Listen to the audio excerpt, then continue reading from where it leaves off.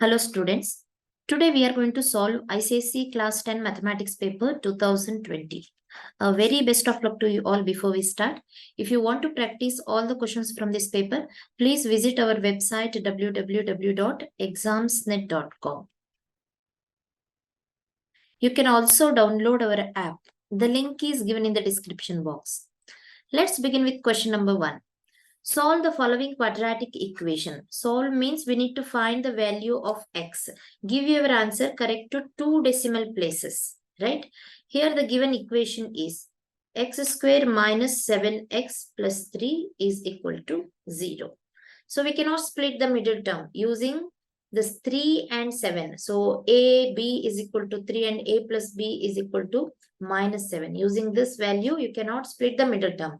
Therefore, let us use the formula to find the value of x, right?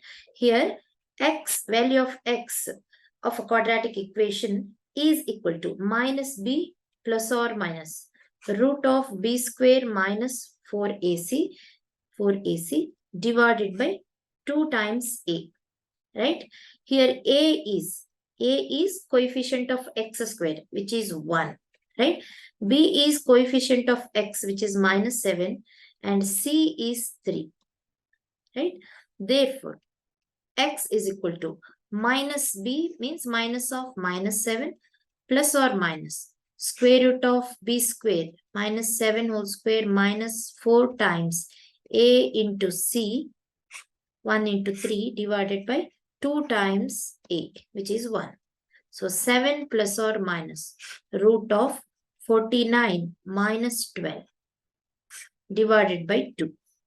So which is 7 plus or minus root of 49 minus 2 is 37 by 2, right? So 7 plus or minus, or here we can write 7 plus root 37 by 2 or 7 minus root 37 by 2. Right? Here, 7 plus or minus root 37 is nearly equal to 6.07 divided by 2. Right? So, x is equal to. Therefore, we have two values for x. 7 plus 6.08 by 2 or x is equal to 7 minus 6.08 by 2. Right? So, we have two values here. So, it is 13.08 by 2, right? So, which is 6.54. So, value of x is 6.54 and x is equal to 7 minus 6.08 means 0.92 by 2. So, which is equal to 0.46. So, correct up to 2 decimal places. Therefore, x is equal to 6.54 and x is equal to 0.46, right? Therefore, solution for the given quadratic equation is, so x is equal to 6.54, right? And x is equal to 0.46, right? That means if you substitute the value of x as 6.54 and x as 0.46 for both the values, so LHS will be equal to RHS, which is 0. Right?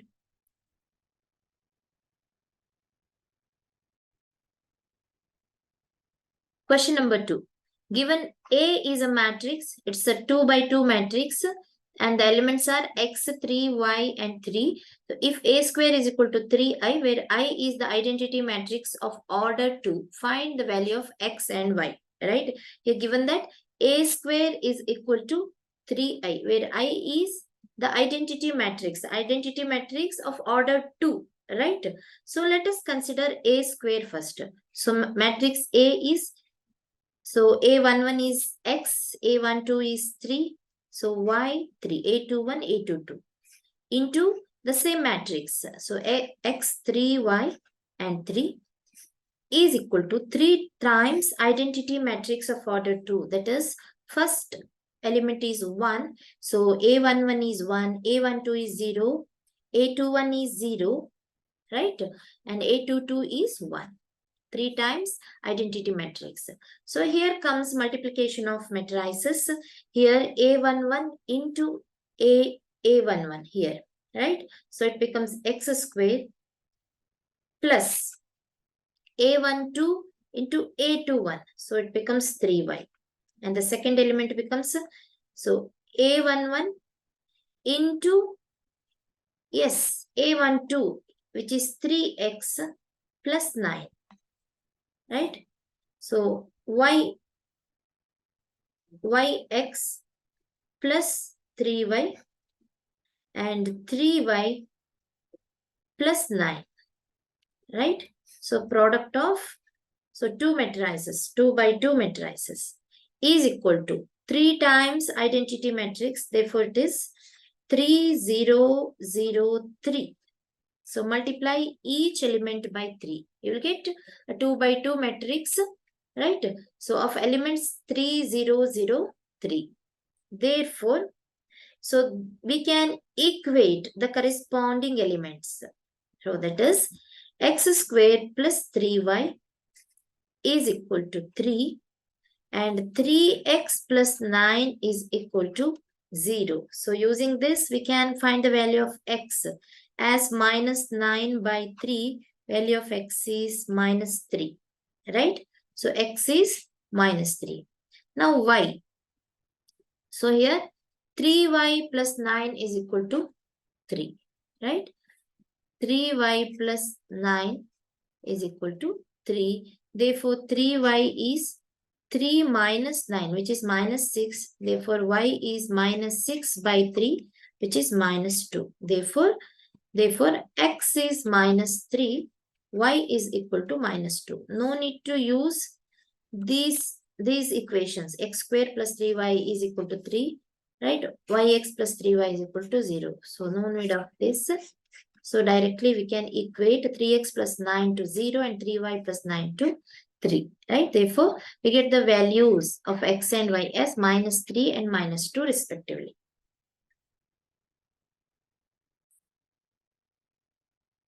Question number 3. Using ruler and compass, construct a triangle ABC where AB is 3 cm, BC is 4 cm.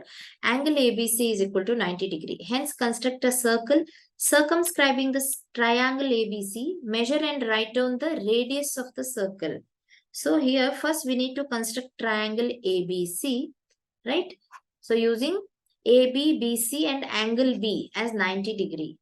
And after constructing a triangle, we have to construct a circle circumscribing the triangle ABC, right? So for that, let us draw a rough diagram. Here ABC is 90 degree. Therefore, so we need to construct a right angle triangle ABC with B 4 centimeter, AB as 3 centimeter and angle B is 90 degree, right? So let us draw a line segment BC using ruler. So let us draw a line segment BC, right? So at B, right? At B, so using protractor, make an angle 90 degree. Make an angle 90 degree at point B, right? Now using compass, right? Taking radius 3 centimeter, right? With B as center, so draw an arc which cuts the line which makes an angle 90 degree with BC, right? So draw an arc, so which measures 3 centimeter and let the arc cut the line which makes an angle 90 degree with BC, right? So this, let the point be A. Now join A and C. Right? Now we have a triangle ABC. Now we need to construct a circle circumscribing the triangle ABC. Right? Since ABC is a right angle triangle, now consider the hypotenuse in case of right angle triangle. So to construct a circle which circumscribes the triangle ABC, so let us draw a perpendicular bisector to hypotenuse. Right? So draw a perpendicular bisector to AC, right? Now take a compass, right? So measure more than half of the hypotenuse. Draw an arc, so above and below the hypotenuse. And with A as center, so draw two more arcs which cut the previous arcs, right? Just above and below the hypotenuse. Join these two arcs, intersecting arcs, right? And this line will be the perpendicular bisector of AC. So let the point where the perpendicular bisector meet the hypotenuse be O. With O as center, right? So take the compass. So let OA and OC be the radii of the circle. So here OA is equal to OC, right? Because this line, let it be PQ, line be PQ. This PQ is perpendicular bisector of AC. Since it is bisector, it bisects the hypotenuse. So it divides the hypotenuse into two equal parts. Therefore, OA is equal to OC. Right? Now taking OA or OC as radius, draw a circle. Draw a circle. So this circle passes through the third point of the triangle. So which is B. Right? Right? So this circle is circumscribing triangle ABC. Right? Right? Therefore, so at last we need to find or we need to measure the radius of the circle. So measure OA or OC. So here you will get OA, which is nothing but radius of the circle, is equal to 2.5 centimeter. 2.5 centimeter. Here the logic is, since ABC is a right angle triangle, so 3 square plus 4 square is equal to 5 square, right? You can apply Pythagoras theorem. Here, other two sides are given, right? 3 square plus 4 square is equal to 5 square. Therefore, hypotenuse AC is 5 centimeter, right? Radius of the circle means half of hypotenuse. Therefore, it is half of 5, which is 2.5 centimeter, right?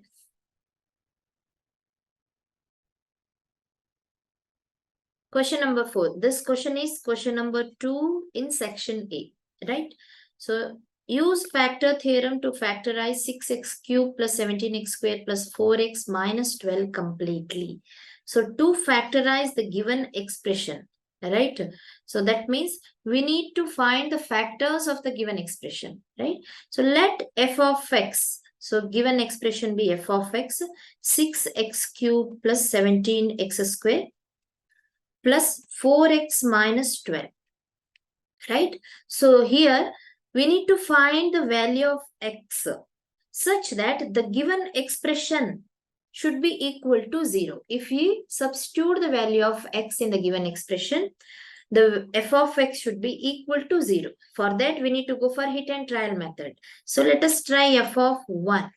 F of 1 becomes 6 into 1 cube, which is 6, plus 17 into 1 square, which is 17 plus 4 minus 12. So you will get 23, right? 27 minus 12, which is 15. So which is not equal to 0. So we'll go for f of 2. Then also f of 2 will not be equal to 0. So we'll go for f of minus 2. So given expression becomes 6 into minus 2 cube plus 17 into minus 2 square plus 4 into minus 2 minus 12. So which is minus 2 cube is minus 8. So minus 48 plus 17 into 4. 68 minus 8 minus 12. Which is equal to 20 minus 20, which is equal to 0. Therefore, f of minus 2 is equal to 0. So, to find the factor, right, to find one of the factors of the given expression, so we need to go for hit and trial method, right? So, here f of minus 2 is equal to 0. Therefore, Therefore, we can say x plus 2 is a factor of f of x. Right? Here, x plus 2 is a factor since f of minus 2 is equal to 0. If f of 2 is equal to 0, then factor becomes x minus 2. Right?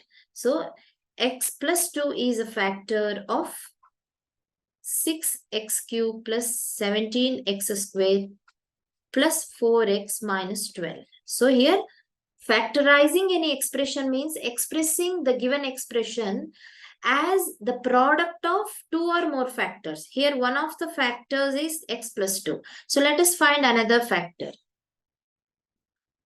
Right? So let us find another factor. So using division method. Here, given expression is 6x cube plus 17x squared plus 4x minus 12 divided by, here the factor is x plus 2. Right? You will get another factor. Right? So here, in division method, so take the quotient as 6x cube. So first term is 6x cube divided by x, which is 6x squared. Now multiply x plus 2 by 6x squared. You will get 6x cube plus 12x squared. Here the remainder is 5x squared. Take the next term, which is 4x. Right? So now take the first term in the remainder. Right? First term divided by, right? First term of the divisor. So 5x squared by x is 5x. Now multiply this 5x by x plus 2. You will get 5x squared plus 10x. So subtract, you will get minus 6x minus 12. Now again, first term of the remainder divided by first term of the divisor. You will get minus 6. So at the end, you will get minus 6x minus 12. So remainder is 0. Right? Therefore, the given expression is product of x plus 2 and this quotient. 6x squared plus 5x minus 6. Therefore 6x cube plus 17x squared plus 4x minus 12 is equal to x plus 2 into 6x squared plus 5x minus 6. 6x squared plus 5x minus 6. Right? Now again, we can expand the second term. Right? X plus 2 into 6x squared plus 5x. Here, we can write 5x as 9x minus 4x so that we can take common terms. Right? So plus 9x minus 4x minus 6. Here, so we are focusing right here, the second factor. So in which we can take 3x common, right? So 2x plus 3 is the remaining term minus 2 into 2x plus 3 plus 3. Therefore, x plus 2, here 2x plus 3 is common into 3x minus 2. Right? So 3x minus 2 into 2x plus 3 into x plus 2. So given expression can be written as product of its factors. Here we have three factors, x plus 2, 2x plus 3 and 3x minus 2. These are the factors of the given expression. Right? Therefore, so using factor theorem, so we can factorize any expression, any algebraic expression. First, we need to find one of the factors using hit and trial method. Hit and trial method, we can find one of the factors such that f of that value should be equal to 0. Here f of minus 2 is equal to 0. Therefore, one of the factors is x plus 2. So in the sense, x minus of this value minus 2. Right? Therefore, it is x plus 2. Now, divide the given expression by the factor which is x plus 2. Using division method, you will get 6x squared plus 5x minus 6 as quotient. So we can again split the second expression, which is 6x squared plus 5x minus 6, like this, to get the final factors having same power. Here power of x is same in each factor. So x has single power, right? Therefore, the answer is x plus 2 into 2x plus 3 into 3x minus 2.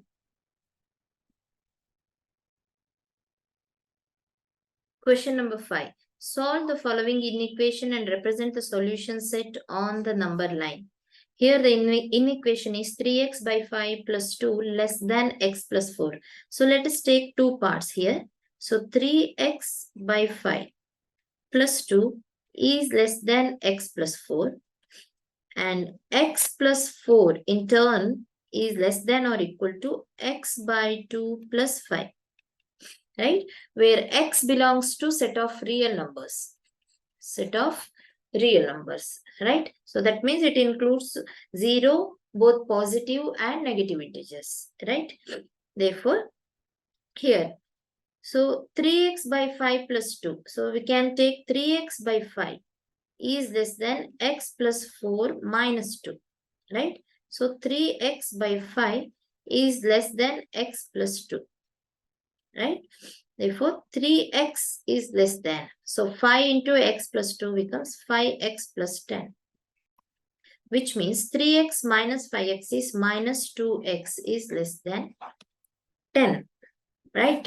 So, minus x is less than 10 by 2, which is 5. So, which means x is greater than minus 5. Both are same. Right? Minus x is less than 5 means x is greater than minus 5, right? So we'll take another part. X plus 4, this part, less than or equal to x by 2 plus 5. So we can take x plus 4 is less than or equal to x plus 10 by 2, right? Taking a 2 as LCM, right? So therefore, take 2, this 2 to the LHS part. 2x plus 8 is less than or equal to x plus 10. So take this x to LHS, it becomes 2x minus x, which is x, is less than or equal to 10 minus 8, which is 2. Therefore, we have two relations here. X is greater than minus 5 and x is less than or equal to 2, right? Represent this on number line, right? So, we'll take a number line. So, here is 0 and 1, 2, 3, it continues, right? And take the negative integers because x lies between both positive and negative integers. Minus 3, minus 4, minus 5, up to minus 6, it's enough, right? Now here, so first relation says x is greater than minus 5. So it is greater than minus 5 means, so it can be minus 4.9, right? So we'll start with minus 5. So draw a line, right? So x is less than or equal to 2. So up to 2. Here it stops. Therefore, solution set. We have to write the solution set here is equal to set of x such that x belongs to R, right? So where x lies between here minus 5 less than x and x less than or equal to 2. Close the bracket. Alright. Solution set is equal to set of x such that x belongs to R and x lies between minus 5 and 2. Here x can be equal to 2 also. Right. Therefore, the answer is this.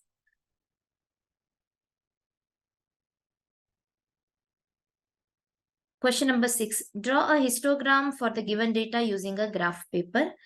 Estimate the mode from the graph. Here, students, what is the meaning of mode? Mode means the data value that occurs the most often in a data set. So that occurs maximum times in a data set, right? So in the given question, in first column, here are range of weekly wages of number of people, right? Here 3,000 to 4,000 range of wages for 4 people, right? So here in the second row, so 9 people are getting their wages 4,000 to 5,000 range in a week. right? So in the same way, 18 people are getting their wages 5,000 to 6,000 range. Up to 9,000 to 10,000 range, number of people are getting their respective wages range are given, right? So we need to represent this data in a graph paper, right? So let us roughly draw a graph paper. So you can take a graph paper, right? So here I'm showing a rough diagram. So we'll take y-axis. We'll consider this as x-axis, right? So x and y-axis. Let us consider a scale. So along x-axis, we'll take 1 unit of x-axis is equal to. So we'll take their wages along x-axis. Here wages are from 3,000 to 10,000, right? So we'll consider 1 unit of x-axis is equal to 1,000 rupees, right? And y-axis, 1 unit of y-axis is equal to. So there are number of people from 2 to 18, right? So we'll consider 1 unit of y-axis is equal to 2 people. 2 people, right? So we'll start from 0. Here it is 1 unit of x-axis is 1,000 rupees, right?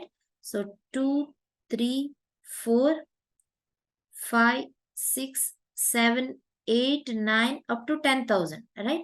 So I'll represent it as 2K, 3K, 4K. Instead of writing 5,000, 6,000. So I'll write it as 7K, 8K, 9K and 10K rupees, right? Where number of people, those who are getting the respective wages are 2, right? Along y-axis we are taking. So 6, 8, 10, 12, 14, 16, up to 18 we'll consider, right? So we'll represent this data. Here, 4 people are getting 3,000 to 4,000 range. So 4 means along y-axis, here it comes. So we'll represent here, right? So 4 people are getting their wages in the range 3,000 to 4,000. Whereas 9 people are getting 4,000 to 5,000 range, their wages. So 9 people, no, number 9 comes in between 8 and 10. Therefore, we'll represent like this, right? So in the range 4,000 to 5,000 rupees. Whereas 18 people are getting their wages between the range 5,000 and 6,000. So 18 people, since 18 comes here, will, yes, like this.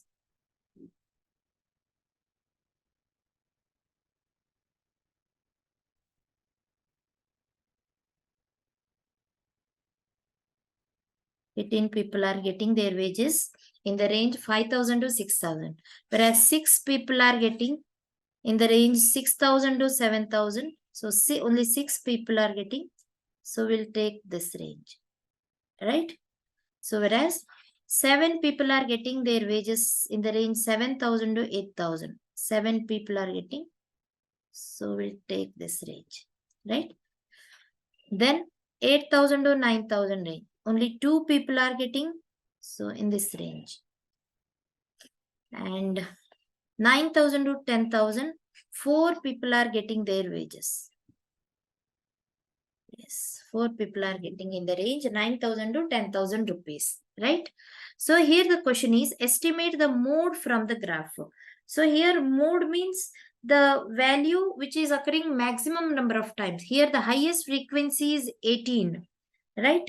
So 18 is the highest frequency. We'll consider highest frequency.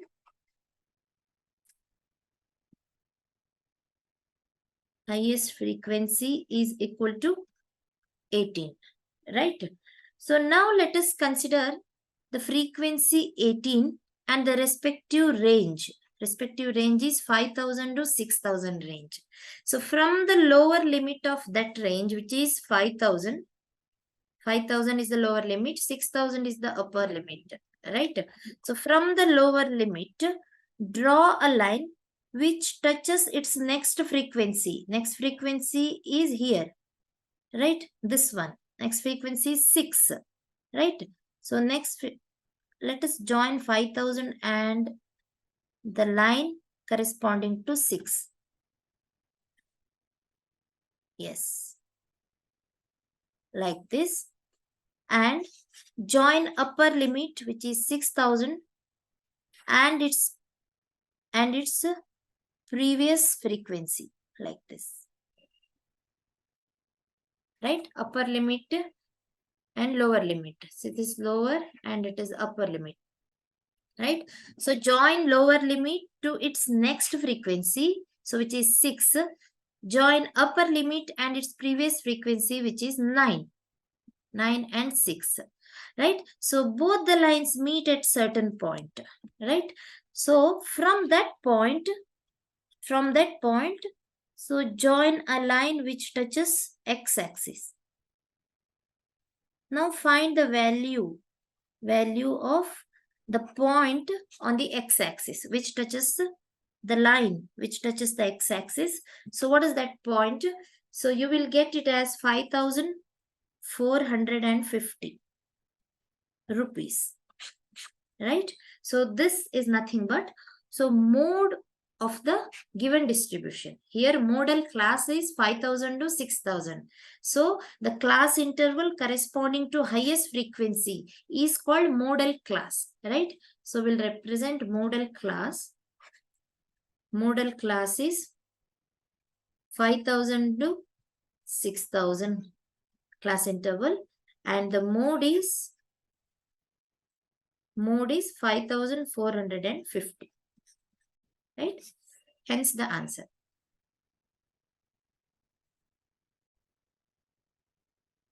Question number 7. In the figure given below, O is the center of the circle and AB is the diameter.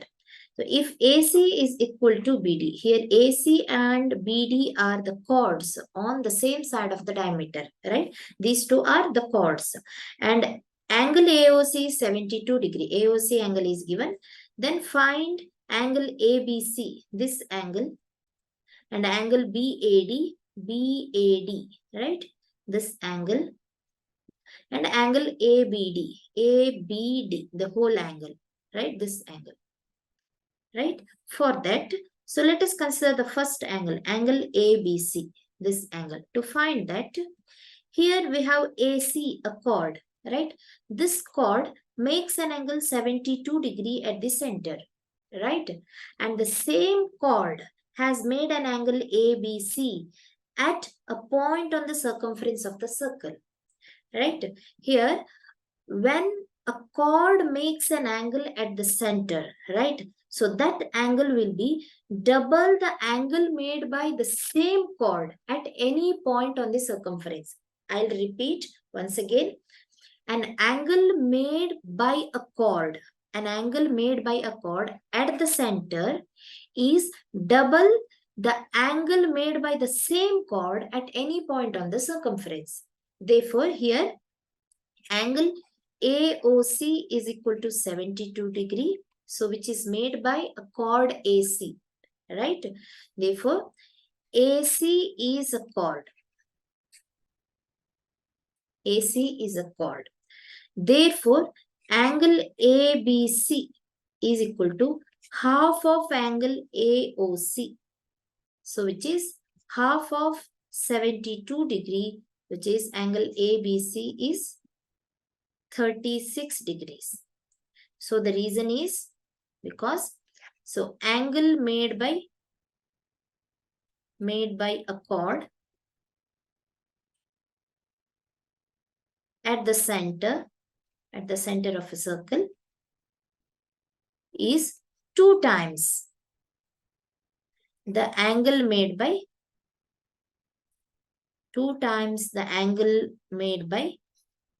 same chord at any point any point on the circumference. On the circumference. Therefore, we can say angle ABC is half of AOC, so which is 36 degree, right? So next angle BAD. So which angle? BAD, this angle, right? Since AC is equal to BD, right? So equal chords subtend equal angles at the center. Here BD is equal to AC. Therefore, BD makes the same angle at A, right? So here, since AC is equal to BD, so angle made by AC, so is equal to angle made by BD on any point on the circumference. On the, you have to mention, so the circumference part. Therefore, BD makes same angle. Therefore, angle BAD is equal to 36 degree, right? So come to the third part to find ABD, this whole angle. For that, so consider triangle ABD. In triangle ABD, right? Here ADB is a right angle, right? So angle ADB is equal to 90 degree, right? Because reason is, yes, diameter makes a right angle on any point on the circumference, right? So angle made by diameter meter on the circumference.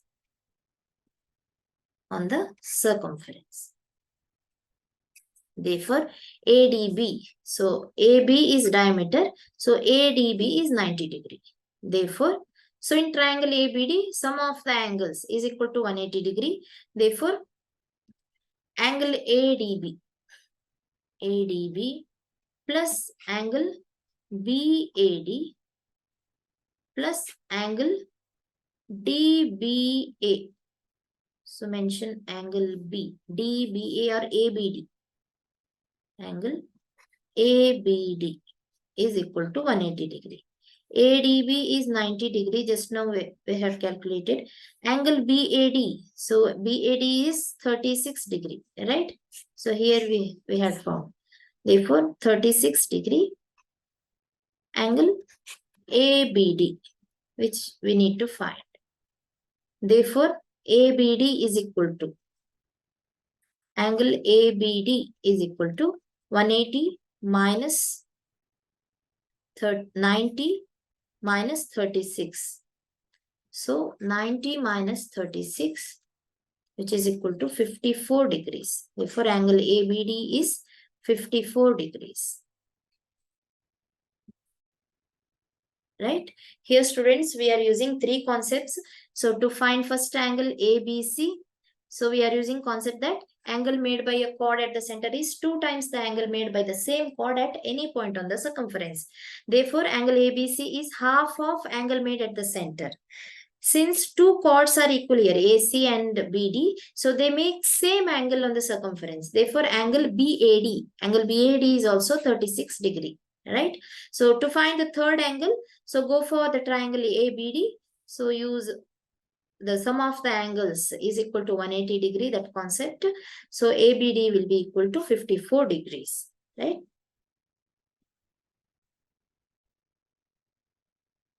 Question number 8. Prove that sin A by 1 plus cot A minus cos A by 1 plus tan A is equal to sin A minus cos A.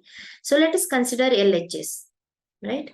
Left hand side is equal to sin A by 1 plus cot A minus cos A by 1 plus tan A, right? Here the numerator is sin A by 1 plus, here cot A is nothing but cos by sin, right?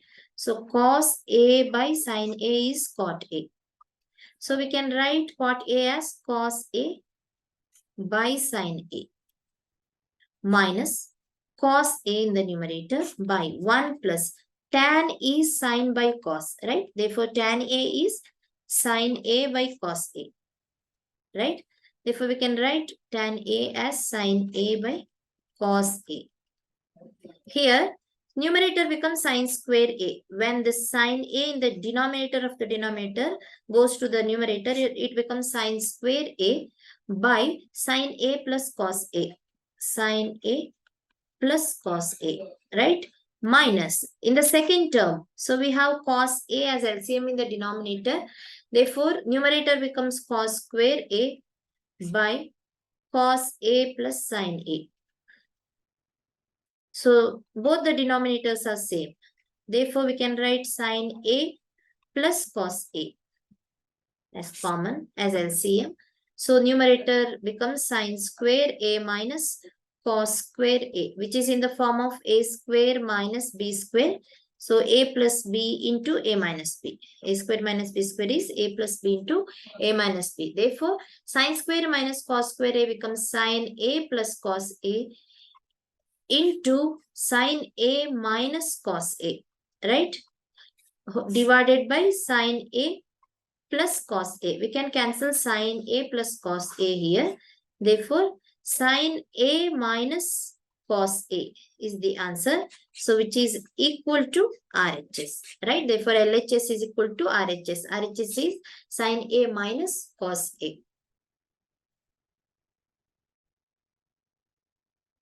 Question number 9. In what ratio is the line joining P and Q divided by y-axis? Also find the coordinates of the point of intersection.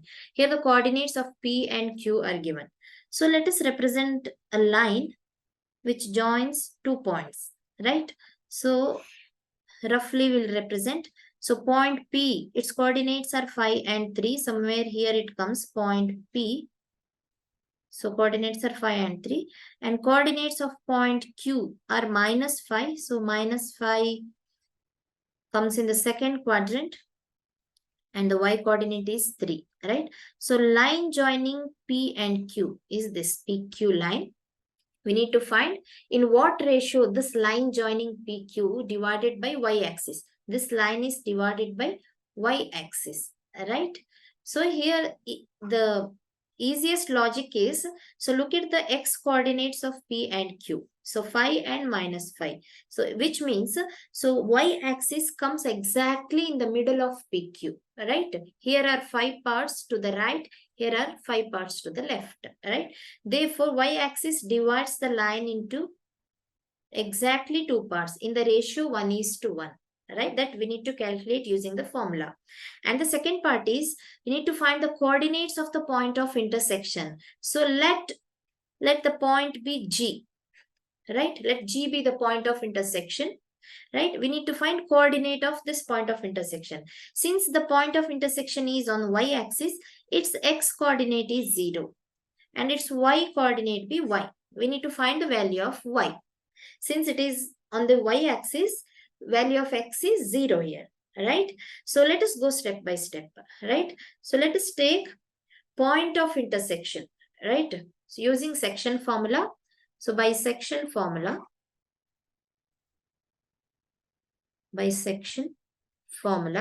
let G be the point of intersection. So we'll take coordinates of G as x and y. So point of intersection is equal to, here the x coordinate is, so we'll say m1 into x2 plus m2 into x1 divided by m1 plus m2. Here m1 and m2 are the ratio. Here it is 1:1. By logic we have found, right? So the ratio in which the line is divided by y-axis, right? So m1 plus m2 and y coordinate is m1 y2 plus m2 y1 by m1 plus m2, right? So let the point on y-axis which divides the line PQ in the ratio k:1, right? So let the ratio be let the ratio be k is to 1. So which is m1 is to m2, which is equal to k is to 1. For our convenience, we'll take it as k is to 1. Therefore, point of intersection G xy is equal to, here m1 is k, right? And m2 is 1, right? Therefore, m1 is k into x2. x2 means x coordinate of point Q. Therefore, it is minus 5 plus m2 is 1 into x coordinate of P is plus 5 divided by m1 plus m2, k plus 1. And the y coordinate of point of intersection is m1, y2. m1 is k, y2 is y coordinate of Q plus m2 is 1 into y1 is y coordinate of P divided by m1 plus m2. Right? So simplify it. So k into minus 5. So it is minus 5k plus 5 divided by k plus 1 and 3k plus 3 by k plus 1. Right? Since y-axis divides the given line, therefore its x-coordinate is 0. Therefore, x-coordinate of point of intersection is 0. And its y-coordinate be y.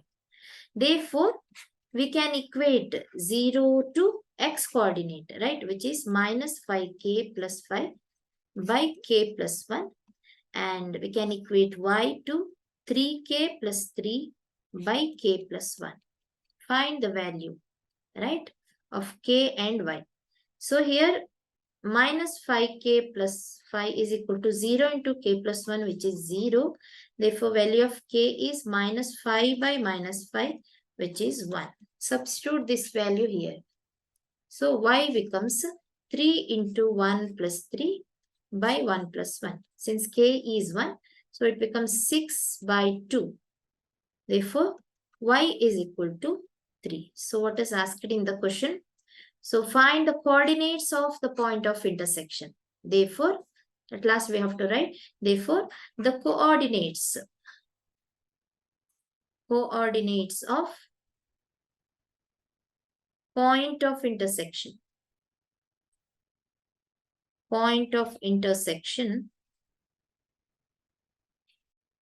is 0y, right? 0y. So which is nothing but x coordinate is 0, y coordinate is 3. 0, 3, right?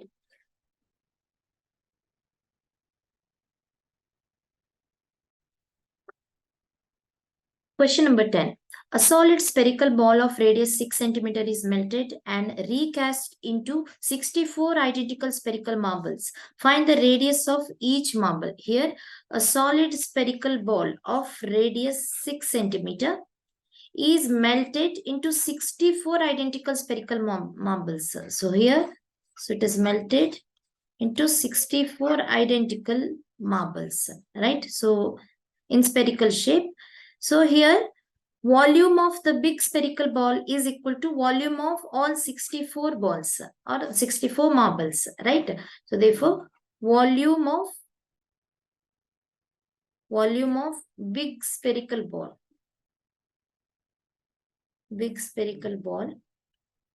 is equal to volume of 64 marbles, spherical marbles, right? So therefore, we need to find radius of each marble. So let us use the formula of volume of a sphere. So which is 4 by 3 pi r cube.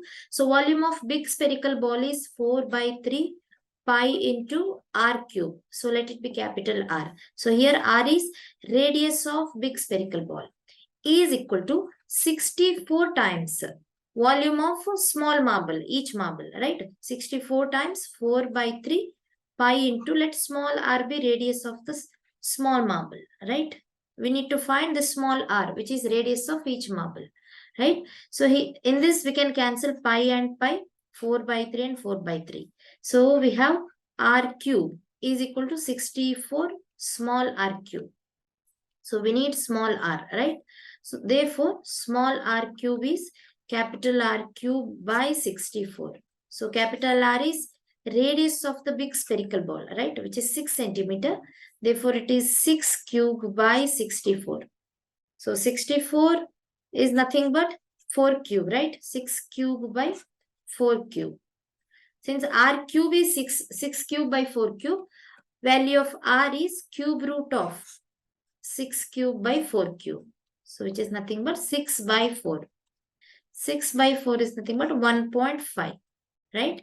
So therefore, radius of the small spherical marble, right? Spherical marble or radius of each marble is 1.5 centimeter. Therefore, radius of each marble is equal to 1.5 centimeter.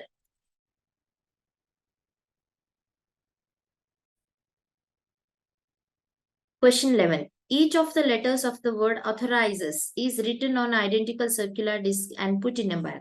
They are well shuffled, and if a disc is drawn at random from the bag, what is the probability that the letter is a vowel? And the second question is, what is the probability that the letter is one of the first 9 letters of the English alphabet which appears in the given word? That the letter is one of the last 9 letters of the English alphabet which appears in the given word, right? So let us write the given word authorizes, right? We need to find the probability that the letter is a vowel when it is drawn at random, right? So here we use the formula of probability. So probability is equal to, so number of favorable outcomes. Number of favorable outcomes divided by total number of outcomes. Total number of outcomes. Right? Here the given word is authorizes. So AUTHORIZES, authorizes. Right? So let us consider the first question.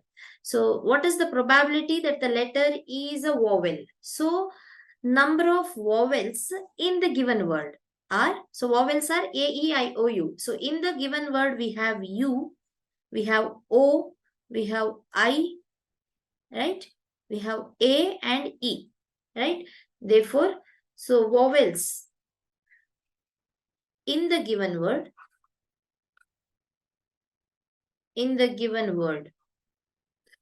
are A, U, O, I and E. So all vowels are there in the given word, right? Therefore, the required probability is, that means, so the probability that the letter drawn is a vowel, right? Required probability is equal to, so there are 5 vowels in the given word, right? Therefore, favorable outcomes are 5 and total number of outcomes, so total number of letters in the given word, so is equal to 1, 2, 3, 4, 5, 6, 7, 8, 9, 10. There are 10 letters in the given word. Therefore, so when a card is drawn at random or when the disc is drawn at random, the probability that the letter is a vowel is 5 by 10, right? 5 out of 10. So which is nothing but 1 by 2 is the required probability, right? So move to the second question. So probability that the letter is one of the first 9 letters of the English alphabets which appears in the given word, right? So we'll take the second as, so letters in the given word which are a part of first 9 letters of the English alphabet, right? So letters in the given word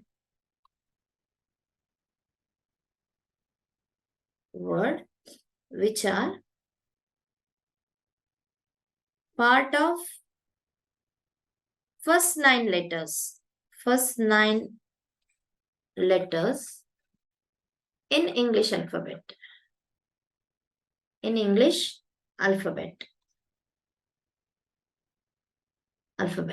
Are, so what are the letters? So first 9 letters are A, B, C, D, E, F, G, H, I, right? So up to I, so we need to consider A, we can consider A, then H, A, H, I, right?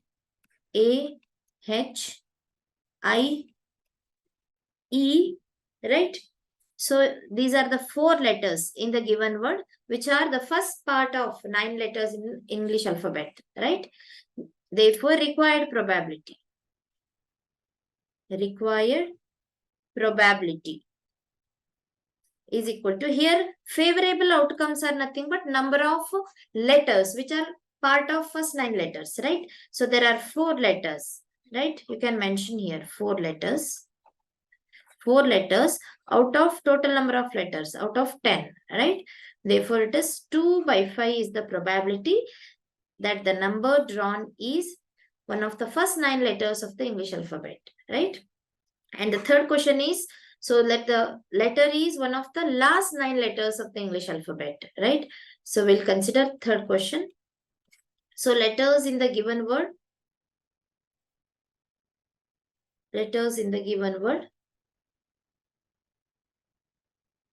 which are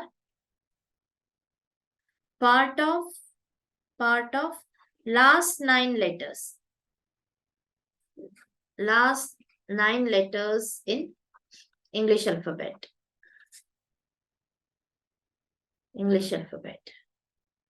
So we need to consider the letters in the given word, right?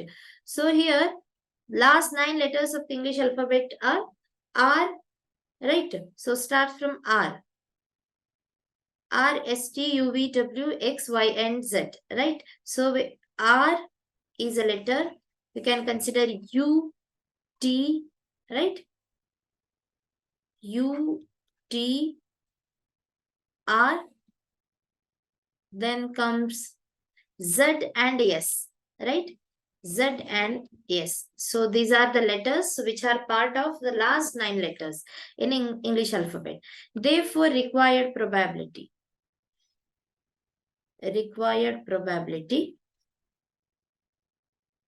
right, is equal to favorable outcomes are 5. There are 5 letters, right?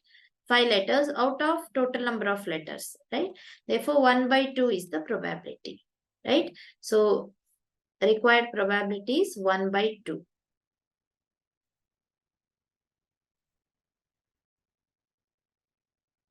Question number 12. Mr. Bedi visits the market and buys the following articles. Medicines costing 950 rupees, GST at 5%, and a pair of shoes costing 3000 rupees, GST at 18%, and a laptop bag costing 1000 rupees with a discount of 30% and GST at 18%, right?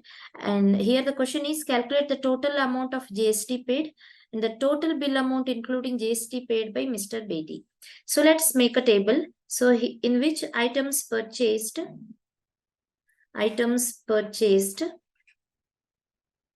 right? Here the items are, first he purchased medicines,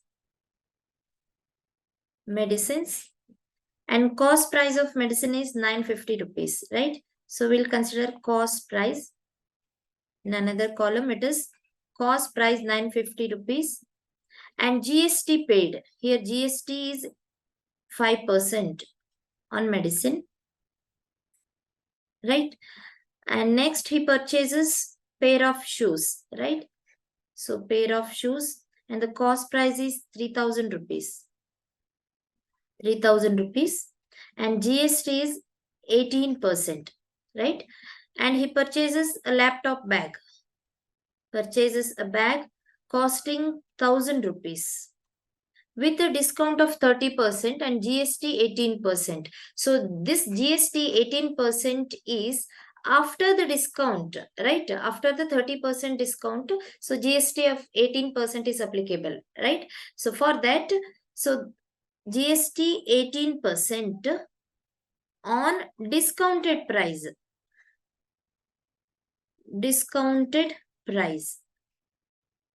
Right? Here the question is, calculate the total amount of GST paid, right? And the total bill amount including GST paid by Mr. Bedi. So we'll consider first question, calculate the total amount of GST paid. So here GST is 5% on cost price, right? So we'll consider the case of medicine, right? So GST is 5% on cost price. Therefore, GST paid is So 5 out of 100. That means for 100, GST is 5 rupees. Therefore, for 950 rupees. So GST will be, so 5 into 20. So 2 into 4, 2 into 7. 7.5 rupees is the GST paid on medicines. Right? So GST paid on pair of shoes. It is 18%. So 18 by 100 into 3000. Right? So it is 540 rupees. Right? GST paid on shoes. Whereas GST paid on laptop bag. So 18% on discounted price. So what is discounted price here? Here discount is equal to 30%. Therefore, selling price will be selling price of laptop bag will be, yes, if it is discount 30% discount, so selling price will be 70 rupees for every 100. Right? So formula says 100 minus discount over the cost price. Therefore, the actual cost price is 1000 rupees. Right? So for every 100, so selling price will be so and so rupees. Here it is 70 rupees because there is a discount of 30%. Right? Therefore, for cost price, which is 1000 rupees. Therefore, for 1000 rupees. Right? Therefore, it is 700 rupees will be the selling price of laptop bag. So 18% GST is applicable for 700 rupees. Therefore, GST paid will be 18 by 100 into 700. So which is 126, right? Yes. 126 rupees will be the GST paid on laptop bag. Here the question is, so total amount of GST paid. So we'll consider first question. Total GST paid is equal to, so GST paid on medicines 47.5 rupees, 47.5 plus GST paid on pair of shoes, it is 540 rupees. So we'll consider that 540 rupees plus GST paid on laptop bag, it is 126 rupees. Therefore, the total GST will be 713.5 rupees. Right? So total GST paid is 713.5. So second question is total bill amount including GST paid by Mr. Bedi. So total bill amount means selling price of all three articles, all three medicine, shoes and bag plus total GST, right? So total bill amount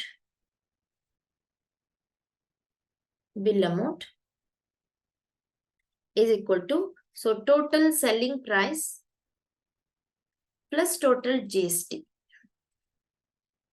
Total GST. So selling price of all the three articles is equal to, it is already given. So here cost price itself is selling price, right?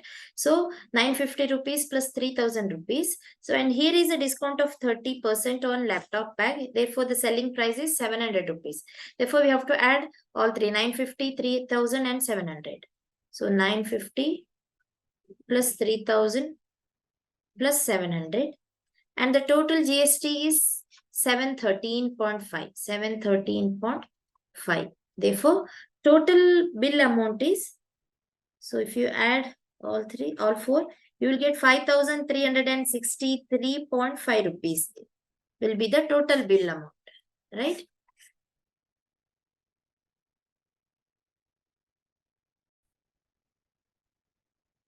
Question 13. A company with 500 shares of nominal value 120 rupees declares an annual dividend of 15%. Calculate the total amount of dividend paid by the company and annual income of Mr. Sharma, who holds 80 shares of the company. If the return percentage of Mr. Sharma from his shares is 10%, find the market value of each share. So here, so company has 500 shares, right? With nominal value 120 rupees per share, right? So here number of shares is equal to 500. So number of number of shares is equal to 500 and value of each share is 120 rupees, right? So value of each share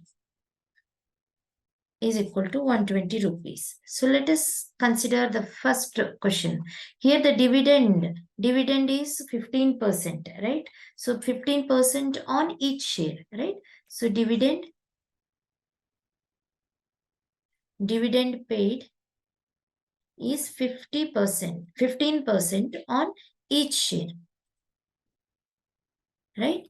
So here the first question, the total amount of dividend paid by the company. So total amount of dividend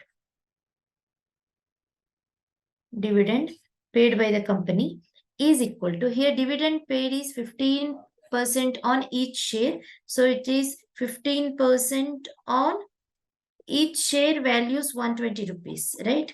So 15% on 120 rupees into, there are 500 shares. So this gives total amount of dividend paid. So 15% means 15 by 100 into 120 into 500, right? So 100 into 5 is 500. So 15 into 600, right? So 12 into 5, 60, 600. So total amount of dividend paid by the company is 9,000 rupees, right? So second question. Here is the second part. So annual income of Mr. Sharma, who holds 80 shares of the company, right? So annual income of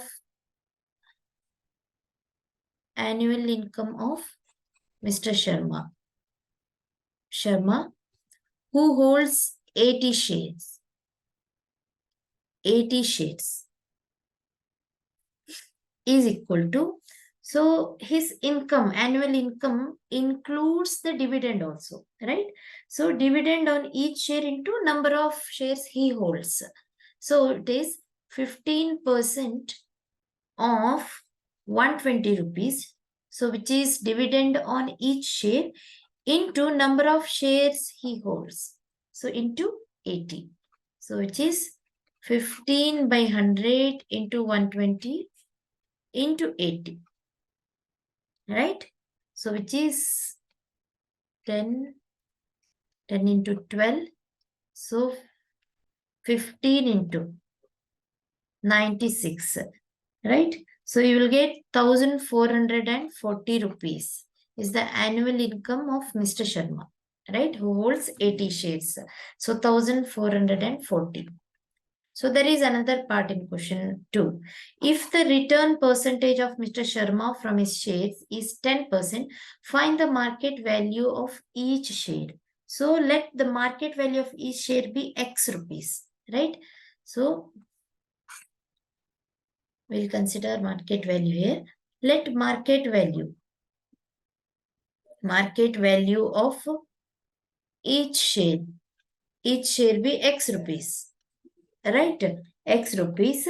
So then it is given that 10% of X. Here written percentage of Mr. Sharma from his shares is 10%. So 10% of market share into number of shares he holds. So which is 80 shares, right? So therefore, so if the market value of each share is X rupees, then 10% of market value of each share, 10% of X into number of shares he holds into 80 is nothing but, so total amount or annual income of Mr. Sharma, who holds 80 shares. I'll repeat once again. His annual income is 1,440 rupees, right? So if the market value of each share is X rupees, then 10% of X, because it is given that, so return percentage of Mr. Sharma from his shares is 10%. Though, therefore, 10% of market value into number of shares gives, so annual income, right? Therefore, 10 by 100 into X into 80 is equal to 1,440, right? So it is 8X. 8X gives 1,440. Therefore, x is equal to 1440 by 8. So, which is 8 into 1, 8 into 8, yes. Therefore, x is equal to 180 rupees, right? So, market value of each share is, yes, 180 rupees. X is equal to 180 rupees.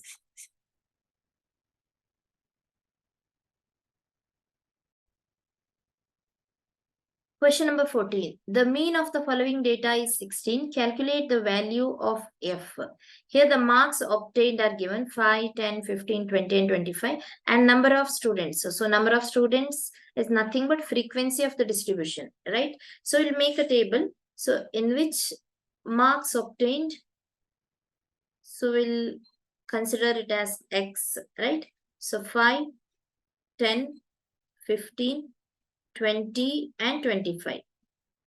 Here students, we are using the formula of mean of the distribution. Mean is equal to sigma fx by sigma x, right? So here marks obtained are given and number of students. Number of students, it's nothing but frequency of the distribution, right? So number of students F is equal to 37F96.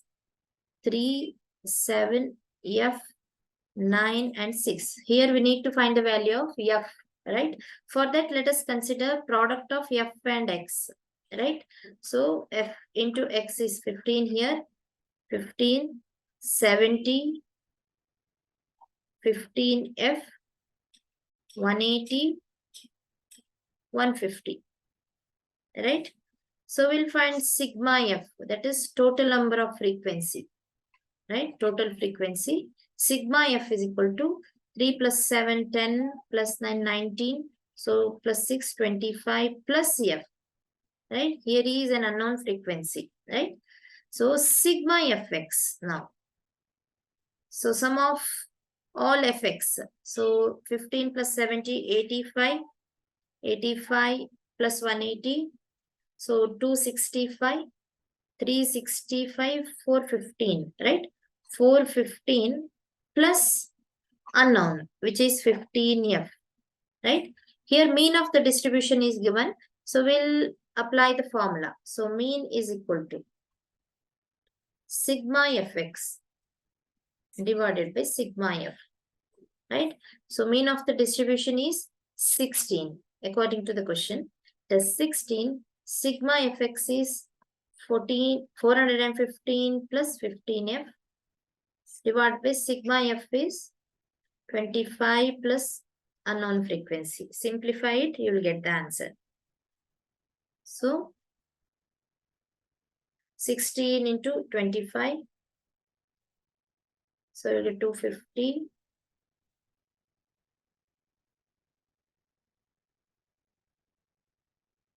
$400 plus 16F is equal to 415 plus 15F.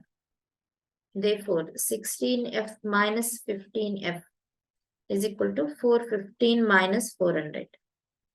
Therefore, unknown frequency F is equal to 15. Right? Therefore, value of F is 15.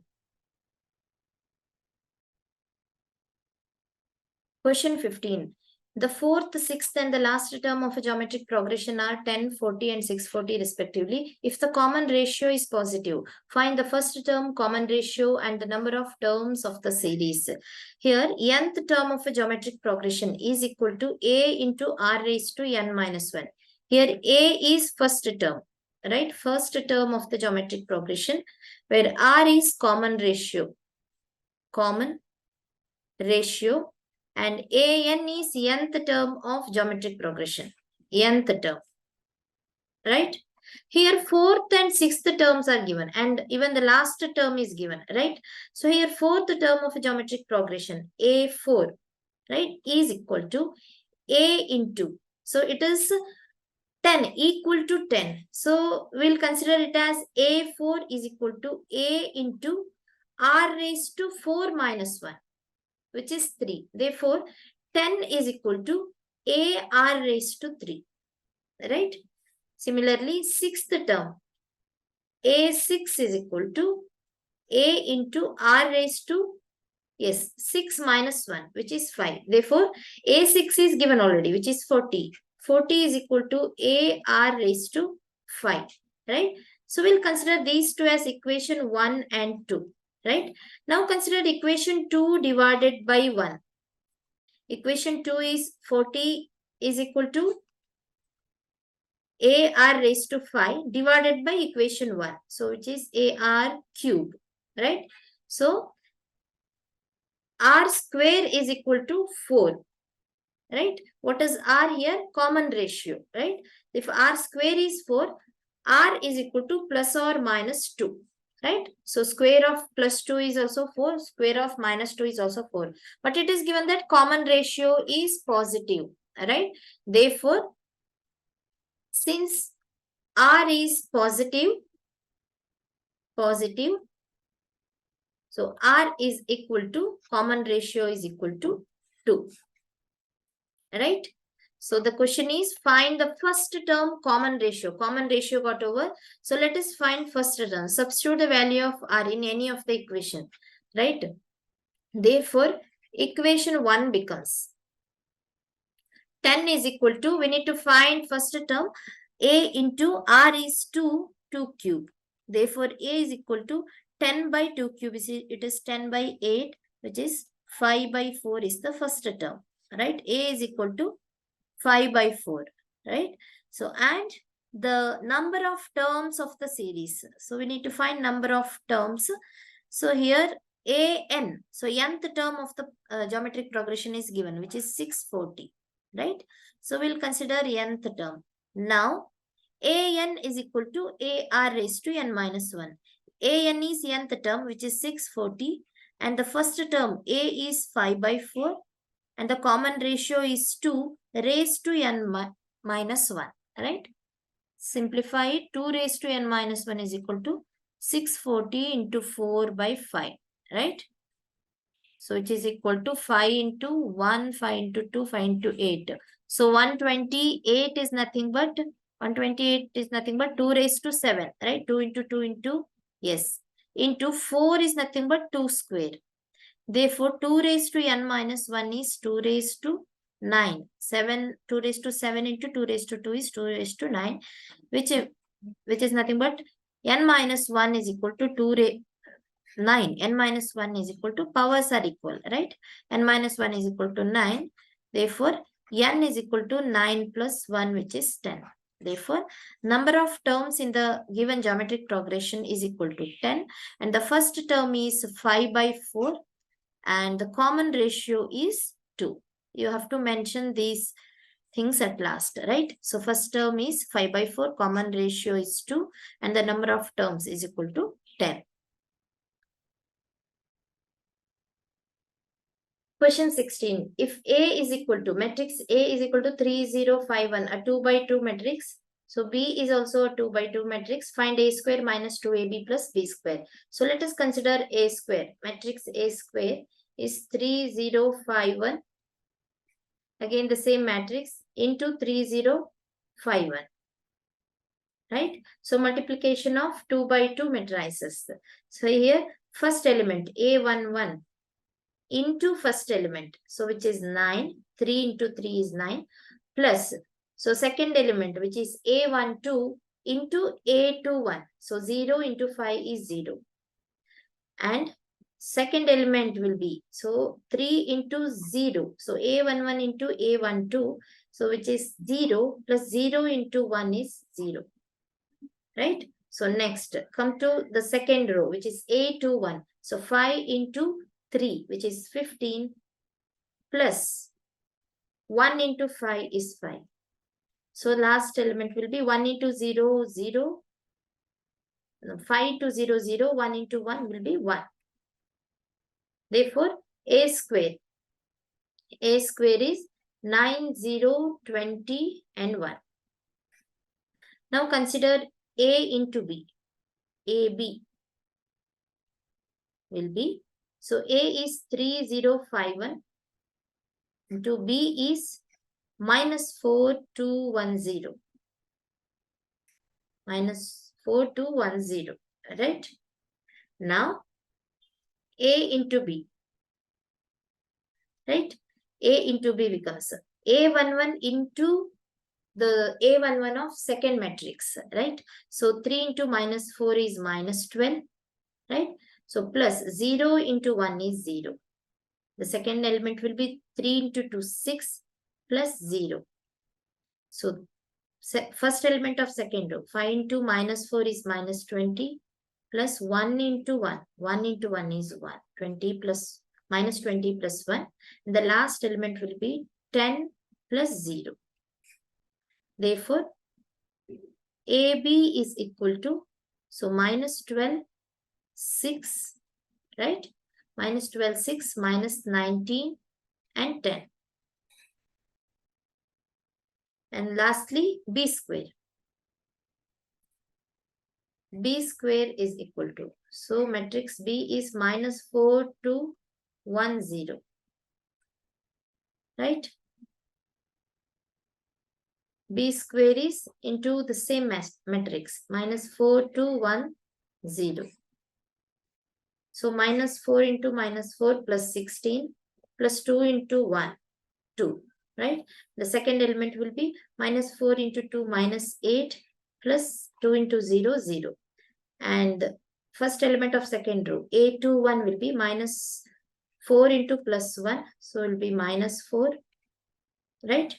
Plus 0 into 1 will be 0. Then 1 into 2, 2. 0 into 0, 0.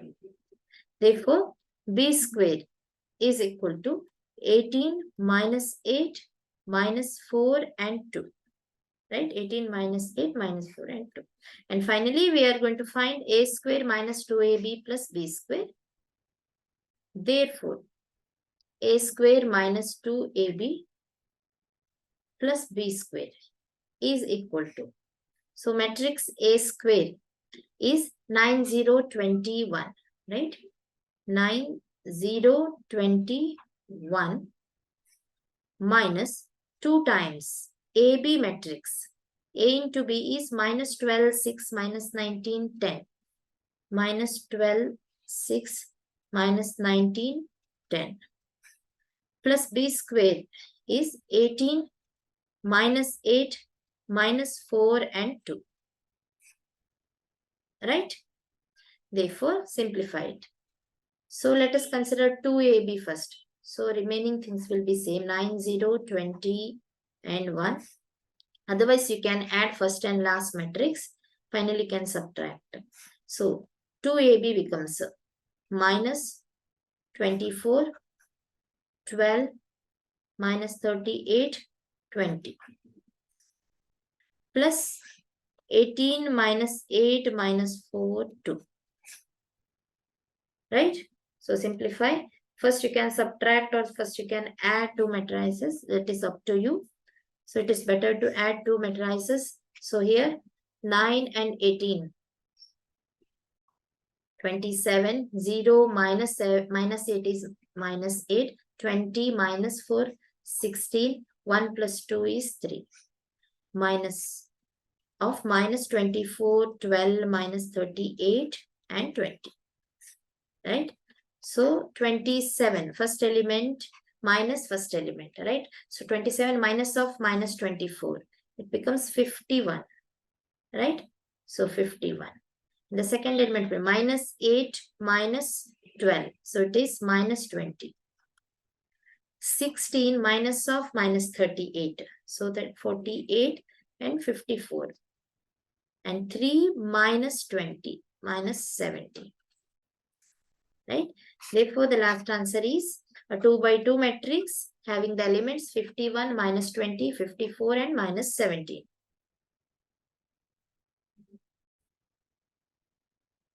Question 17. In the given figure, AB is equal to 9 cm, PA is 7.5 cm, PC is 5 cm. Chords AD and BC intersect at P. Prove that triangle PAB is similar to PCD. Find the length of CD and find the area of triangle PAB and area of PCD ratio. Right? So let us consider the first part. To prove triangle PAB is similar to PCD. Right? Here AC is an arc. Right? And this arc makes two angles, angle B and D. Right? So angles made by the same arc are equal in a circle. Right? Therefore, we can say in triangles ABP and triangle PCD. Right? In triangle ABP and PCD, angle ABP, which is nothing but angle B, is equal to PDC, angle D. Angle B is equal to angle D. Reason is angles made by same arc AC. Right? So in a circle, angles made by the same arc are equal, right? And also angle APB is equal to angle CPD because vertically opposite angles, right? Also angle APB is equal to CPD. Reason is vertically opposite angles. Vertically opposite angles. So two angles are equal or two pairs of angles are equal, right? Therefore, these two triangles are similar. So third pair will be equal, right? If two pairs are equal, third pair will be obviously equal. Therefore, triangle APB or ABP is similar to triangle PCD, right? Come to the second question. To find the length of CD. So to find the length of CD. If two triangles are similar, ratio of their sides are also equal, right? So let us consider ratio of their sides. So we'll consider ratio of, so that means we need to consider those sides which are opposite to equal angles. Here angle APB, these two vertically opposite angles are equal. We'll consider opposite sides of those angles. So which are, since triangle ABP is similar to triangle PCD, right? So side AB by side CD.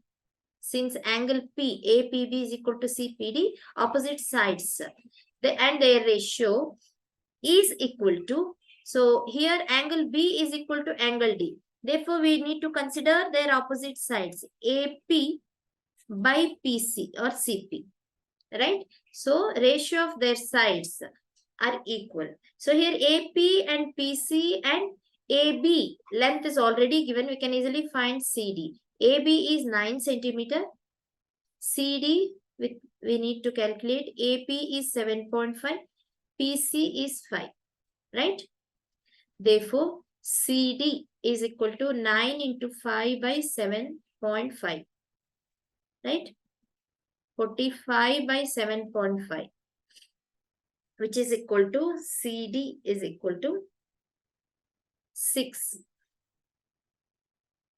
right? CD is equal to 6 centimeter. 6 centimeter.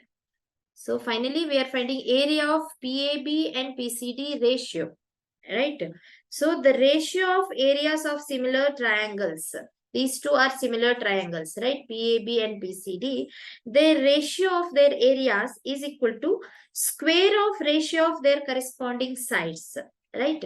So we'll consider ratio of area, right? Area of PAB, triangle PAB divided by area of triangle PCD is equal to, so let us consider the corresponding sides. So for example, AB and CD, you can consider AP and PC also, right? So we'll consider AB and CD. So ratio of areas of two similar triangles is equal to square of the ratio of the corresponding sides. So that means AB square by CD square. Reason is ratio of areas of similar triangles is equal to square of ratio of their corresponding sides. Their corresponding sides, right? Therefore, AB and CD are corresponding sides. So AB is 9 centimeter. Therefore, it is 9 square of 9. CD just now we had calculated as 6 centimeter. Therefore, square of 6. Right?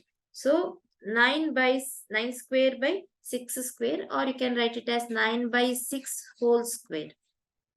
Right? Therefore, it is 3 by 2 whole square, which is nothing but 9 by 4. 9 by 4. Right? Therefore, ratio of the areas of similar triangles PAB and PCD is 9 by 4. Right? It is 9 by 4. Question 18. From the top of a cliff, the angle of depression of the top and bottom of a tower are observed to be 45 degree and 60 degree respectively. If the height of the tower is 20 meter, find the height of the cliff and the distance between the cliff and the tower. So let us consider a cliff like this. Let AB be the cliff. From the top of a cliff, the angle of depression of the top and bottom of a tower. So let us consider a tower, right? Tower CD. Here height of the tower is given, so it is 20 meter.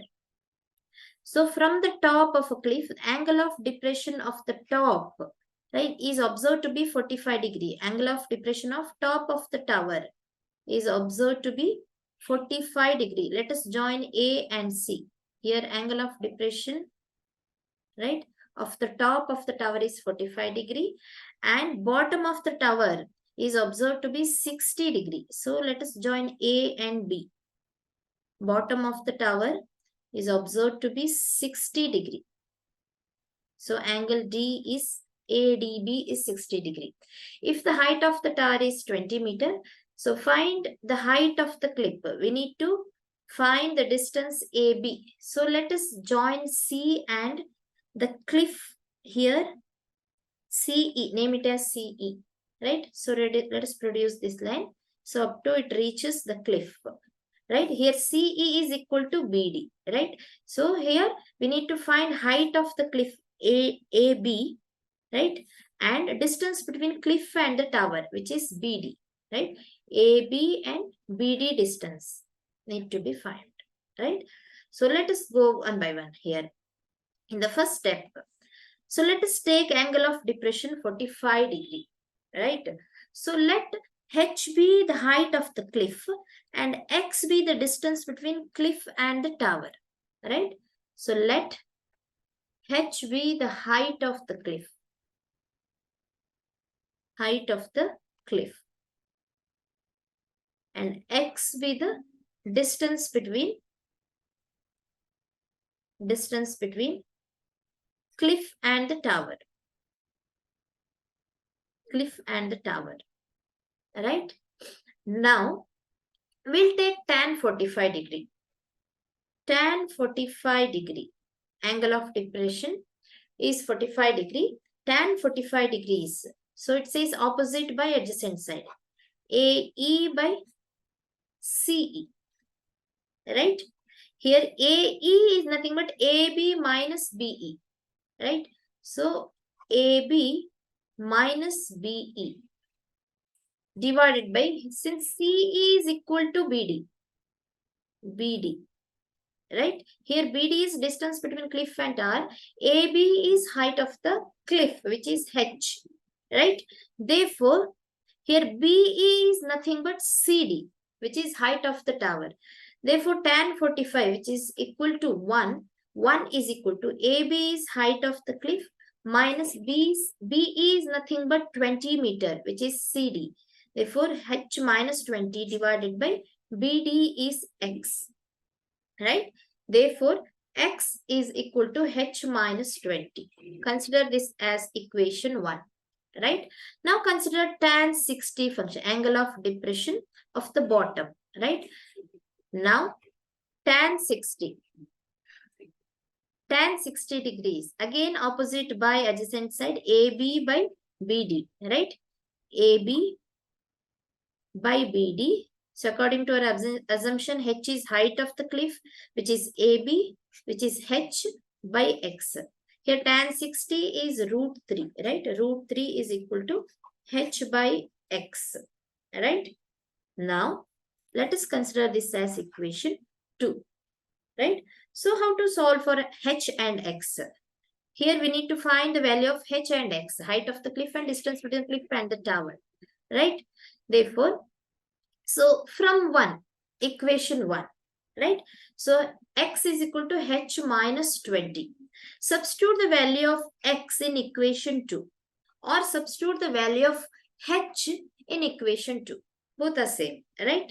Since H is equal to root 3 into X, or you can consider X as H by root 3 or in any equation, right? So let us consider value of X, right? In equation 2, right? So equation 2 becomes root 3 is equal to, here H by X is H minus 20, right? Therefore, root 3 into H minus root 3 into 20 is equal to H. So here unknown term is H. Therefore, club all H terms together. So it becomes H into root 3 minus 1 is equal to root 3 into 20, right? Therefore, value of H becomes root 3 into 20 divided by root 3 minus 1, right? So multiply and divide by root 3 plus 1. Just to round off the denominator. So numerator becomes root 3 into root 3. It becomes 3 into 20. So it is 60 plus root 3 into 1 into 20, root 3 into 20. And denominator is in the form of a plus b into a minus b, which is a square minus b square, which is 3 minus 1, which is 2. Here in the numerator, we can take out 20 common. Here 3 plus root 3 divided by 2. Therefore, 10 into 3 plus root 3 is nothing but 1.732. 1.732. Therefore, we'll get 4.732. It is nothing but 47.32 will be the height of the cliff. So the unit is in terms of meter. Since height of the tower is in terms of meter, so in terms of meter, 47.32, which is height of the cliff. Now, distance between cliff and the tower, which is X, substitute the value of H in any of the equations. So X is H minus 20. Therefore, equation 1 becomes X is equal to H minus 20, which is 47. H is 47.32 minus 20, which is 27.32 meters is distance between cliff and the tower. Cliff and tower, right?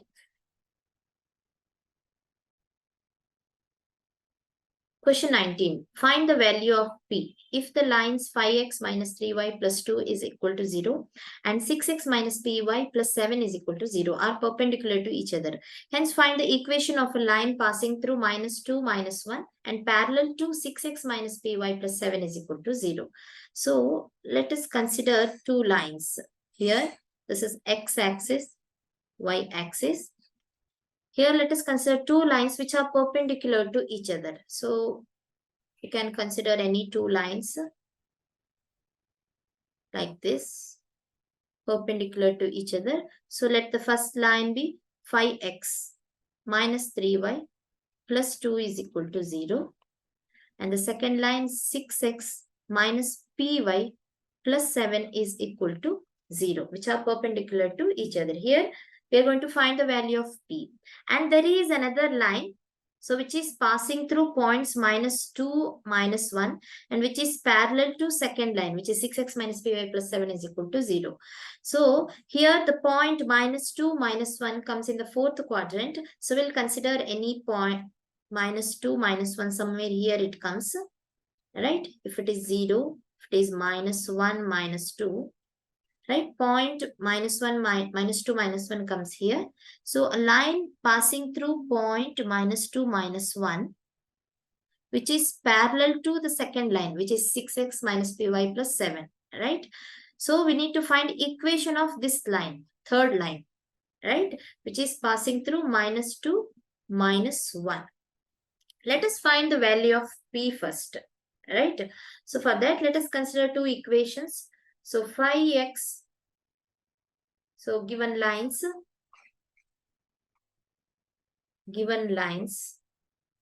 are phi x minus 3y plus 2 is equal to 0 and 6x minus py plus 7 is equal to 0.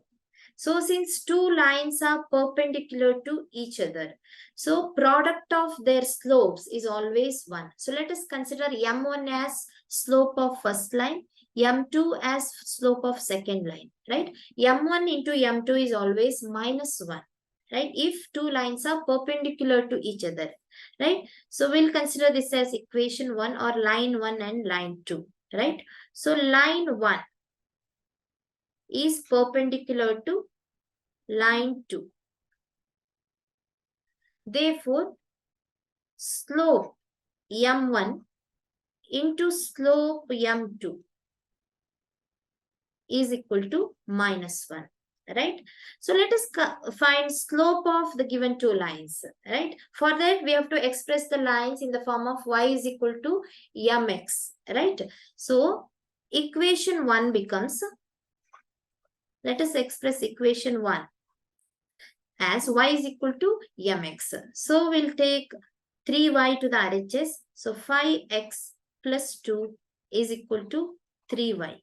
Therefore, y becomes, so 5 by 3x plus 2 by 3. Right? So which is in the form of y is equal to mx. Right? mx plus c. Here c is 2 by 3. C is a constant. Therefore, slope m1 is equal to 5 by 3. So equation 2 becomes, express equation 2 in the form of y is equal to mx plus c. So equation 2 becomes py is equal to 6x plus 7. Py is equal to 6x plus 7. Right? So therefore y is equal to 6 by p into x plus 7 by p. 7 by p is a constant. Right? So here slope m2 is equal to 6 by p. So which is m2. Right? So now, so next step is to find the value of p. Right? So how to find the value of p here? How to find the value of p? So for that, let us consider the points -2, -1. Right? So since two lines are perpendicular to each other, so let us take the product of their slopes. m1 into m2 is equal to -1. So therefore, m1 into m2 is equal to -1. Slope m1 is 5 by 3. Slope m2 is 6 by p is equal to -1. Therefore, so p is equal to, so -6 into 5, 30 by 3 is equal to -10. So value of p is -10. Therefore, slope m2 becomes, slope m2 is equal to 6 by p, right? So 6 by p, which is -6 by 10. And you can still simplify -3 by 5. Slope m2 is -3 by 5. So why do we need slope m2? To find equation of the line which is passing through line -2, -1. right? Since two lines, second and the third line, which is passing through -2, -1, these two are parallel to each other, their slopes are equal. Therefore, we need slope M2, right? Therefore, so equation of third line. Equation of third line, which is passing through -2, -1 point, is y, general formula is y minus y1 is equal to m into, here it is m2 into x minus x1. Here x1, y1 are the coordinates of the line, the coordinates of the point, right, through which the line is passing. So y coordinate of the point is -1 is equal to m2 is -3/5, right, -3/5 into x minus x coordinate of the line is -2. Therefore, simplify it. Y plus 1 is equal to -3/5 into x plus 2. Right? Therefore, it is 5y plus 5 is equal to -3x minus 6. Therefore, 3x plus 5y plus 11 is equal to 0 is the equation of the line. Equation of line passing through -2, -1.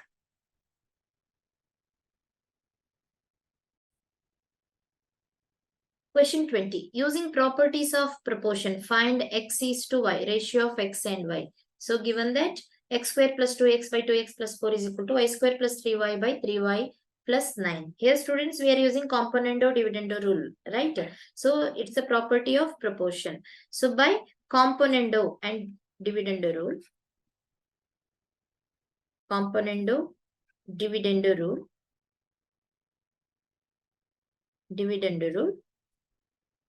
if A is to B or A by B is equal to C is to D, then A plus B is to A minus B or A plus B by A minus B is equal to C plus D is to C minus D. Apply the same rule here. Here A is numerator of the first term or numerator of LHS, B is denominator of LHS.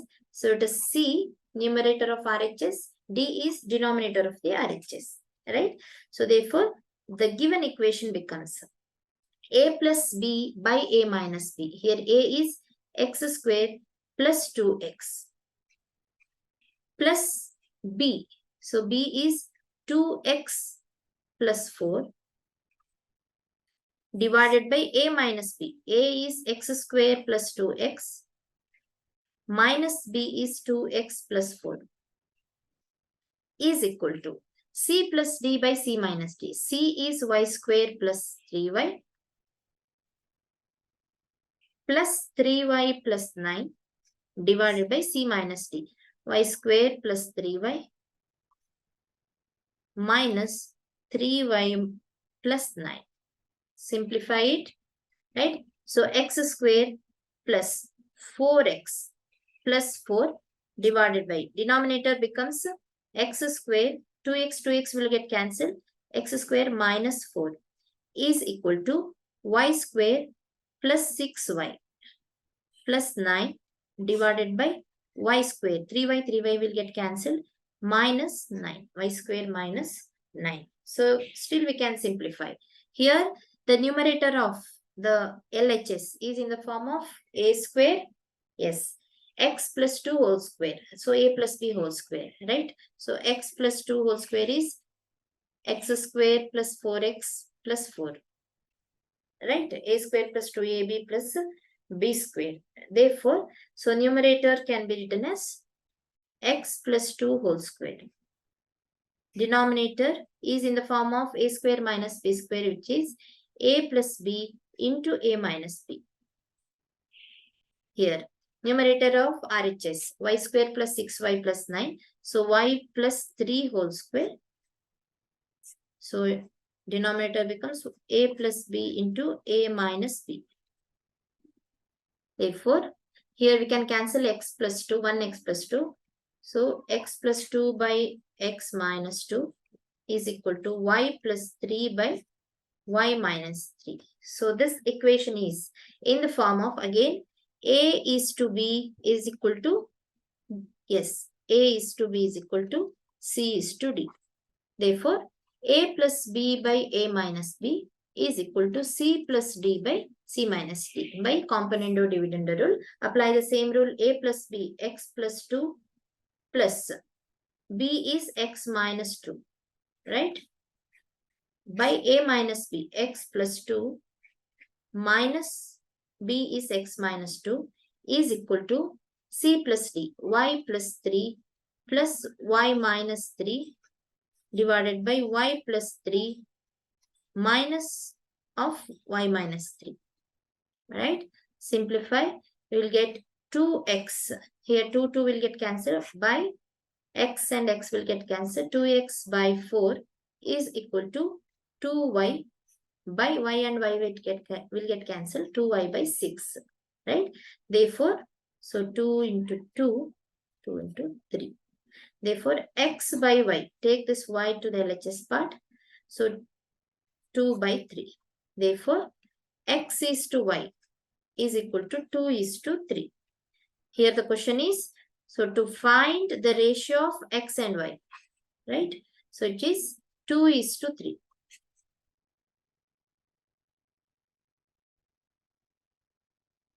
Question 21. In the given figure, TP and TQ are two tangents to the circle with center O touching at A and C respectively. If angle BCQ is 55 degree and angle BAP is 60 degree, find angle OBA and OBC, angle AOC and ATC. Here, angle BCQ is given. BCQ, this angle is given 55 degree. Angle BAP, so this angle is 60 degree, right? So let us go one by one. Here to find angle OBA and OBC, right? OBA and OBC, these two angles, right? So let us consider tangents TQ and TP, right? So TQ and TP are tangents. Tangents. So tangents make right angle with the radius of the circle. We all know that, right? Therefore, so this whole angle OCQ and OAP, these two are right angles, right?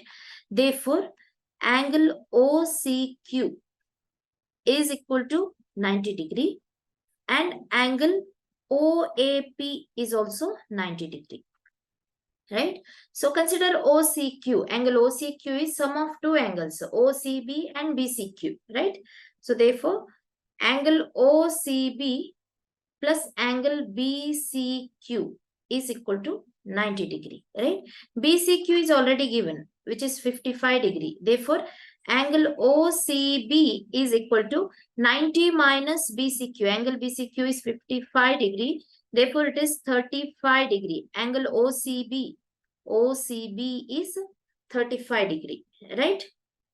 Now consider angle OAP. This OAP 90 degree, which is sum of two angles, which is OAB plus angle BAP,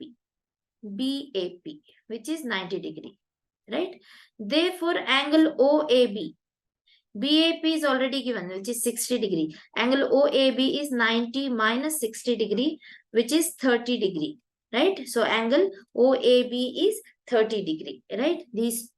This angle OAB is 30 degree and OCB is 35 degree, right? Now, consider triangle OCB and OAB, these two triangles, right? So, OCB, right? So, here in which OC is equal to OB. These two are radii of the circle. And also in triangle OAB, these two are radii, right?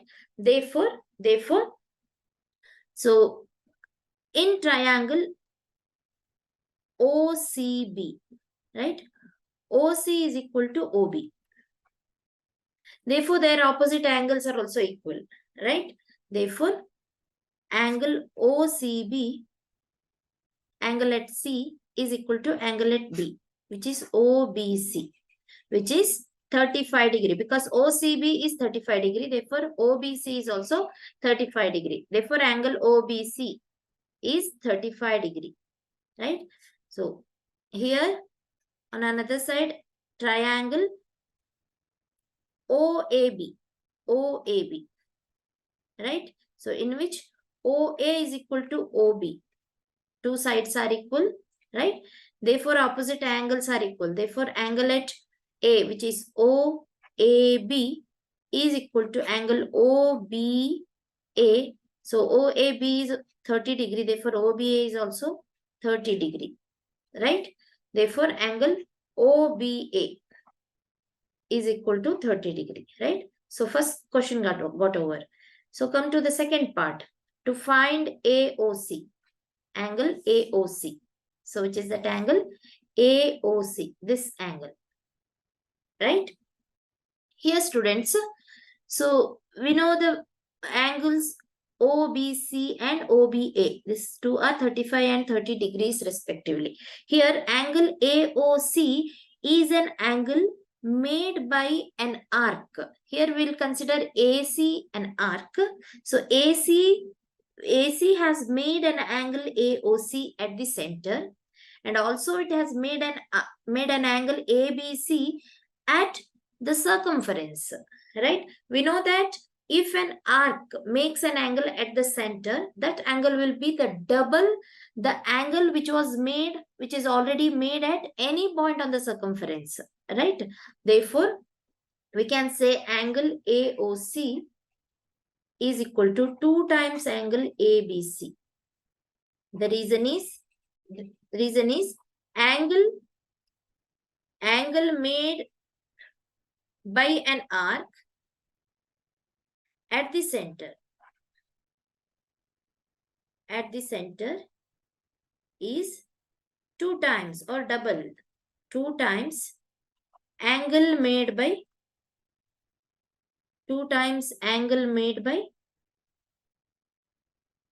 the same arc at any point on the circumference, right? Therefore, we can say angle AOC is double the angle ABC, right? But angle ABC is sum of two angles, ABO and OBC. Therefore, it is angle ABC is 2 times angle ABO plus angle OBC. ABO is 2 times 30 degree plus 35 degree, which is 65. 65 into 2 is 130 degree. Therefore, angle AOC is 130 degree, is equal to 130. Next, to find ATC, right? To find ATC, consider the quadrilateral ATCO, right? So, third part. In quadrilateral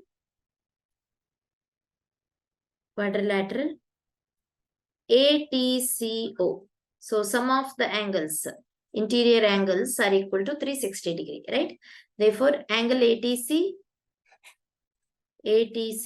plus angle CTO plus angle, right? ATC, TCO, angle AOC. It should be TCO, right? Plus angle AOC plus angle OAT, right? Angle OAT is equal to 360 degree, right? Angle ATC, which we need to calculate, plus what is angle TCO? TCO is 90 degree because so TQ is tangent, so it touches the circumference at C, where OC is radius. So tangent makes right angle with the radius. Therefore, TCO and TAO or OAT both are right angles, right? Therefore, TCO 90 degree, AOC, just now we had calculated AOC 130 degree and OAT is again 90 degree, is equal to 360 degree. Therefore, angle ATC, right, plus 180, 280, 310. 310 is equal to 360. angle ATC is equal to 360 minus 310, which is 50 degree. Right? Therefore, ATC is equal to 50 degrees.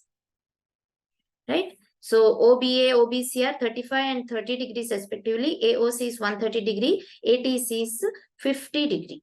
This angle is 50 degrees.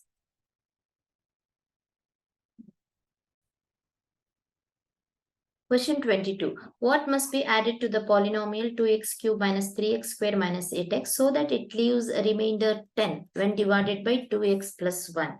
So, let us add a number, or let us consider a number to be added be a, right? So, let a be a number, or a be the term that must be added,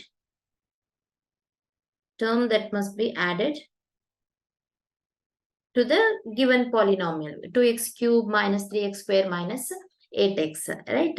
So then f of x becomes 2x cube minus 3x square minus 8x plus the added term, which is a, right? In general case, this f of x will always be 0. Here, this f of x leaves a remainder 10 when divided by 2x plus 1, right? Therefore, f of x should be considered as 10, right? So it should leave a remainder 10. Therefore, f of x should be considered as 10. Here, one of the factors is 2x plus 1. When it is divided by 2x plus 1 means it's one of its factors is 2x plus 1, right? So, factor is 2x plus 1. So, always a factor will be equal to 0, right? If you consider a polynomial or any two expressions, if it has two or more factors, so one factor will be equal to 0 or another factor will be equal to 0 or some more factor. If it has more than two factors, will be equal to 0, right? So, if 2x plus 1 is equal to 0, then x will be minus 1 by 2. That means f of x, so in place of x, we need to consider minus 1 by 2 will always be 10, right? Therefore, f of x, which is equal to minus 1 by 2, is equal to 10. Right? Here x is nothing but minus 1 by 2 because its factor is 2x plus 1, right? So, which is 0. Therefore, substitute the value of x in the given polynomial, right? So, 2x cube, 2 into minus 1 by 2 cube, minus 3 into minus 1 by 2 whole square, minus 8 into minus 1 by 2, plus a is equal to 10, right? Therefore, so it becomes minus 2 by 8 plus 3 by 4. Now plus it will be minus plus 8 by 2, which is 4, plus a is equal to 10, right? So here it is minus 1 by 4 minus 3 by 4 plus a is equal to 6. 10 minus 4 is 6, right? So minus 1 by 4 minus 3 by 4 is minus 1, right? Therefore, it is minus 1 plus a is equal to 6. Therefore, a is 6 plus 1, which is 7, right? A is equal to 7. So, the required term to be added is 7, right? So, 2x cube plus 3x square plus 8x. So, plus 7, when this expression or this polynomial is divided by 2x plus 1, it leaves a remainder 10. Right? So another shortcut is, easiest method is, just consider the expression 2x cube minus 3x square minus 8x. Alternate method, right? We'll consider it as alternate method. Consider the given polynomial. So divide the polynomial by its factor. So it is 2x plus 1 when it is divided by 2x plus 1. Go for division method. Here 2x cube by 2x. So x square. Now take the product of x square and 2x plus 1. So it will be 2x cube plus x square. Right? So subtract. So you will get minus 4x square. take the next term, which is 8 minus 8x, right? So minus 4x square by 2x will be minus 2x. You will have minus 4x square minus 2x. So when you subtract it, you will get minus 6x. So again, take 6x by minus 6x by 2x, you will get minus 3, right? So minus 6x minus 3. Here the remainder is minus 3, right? So in order to get the remainder plus 10, right? In order to get the remainder plus 10, so we need to add a number to the given polynomial. Therefore, the number should be plus 7. So just add plus 7 to the given polynomial. So here we need to add plus 7, which I am showing here, right? So take plus 7. So you will get minus of minus 3 becomes plus. So here we are subtracting. Minus of minus 3 becomes plus. So you will have plus 10 remainder, right?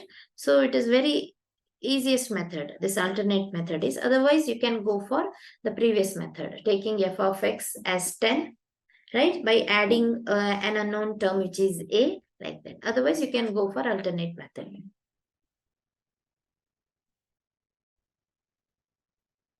Question 23. Mr. Sonu has a recurring deposit account and deposits 750 rupees per month for 2 years. If he gets 19,125 rupees at the time of maturity, find the rate of interest. Here, students, we are using two formulae, right? One is to find the interest. Here, he gets an amount at the time of maturity. The amount is 19,125 rupees. Here, amount is equal to, always amount is the total deposit, right?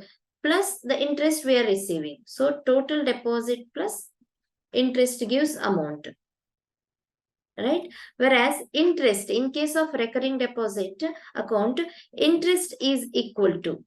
So general formula for simple interest is PTR by 100. So in case of recurring deposit account, interest is equal to principal P into the period in which he deposited, right? So period is N into N plus 1 divided by the same period into rate by 100.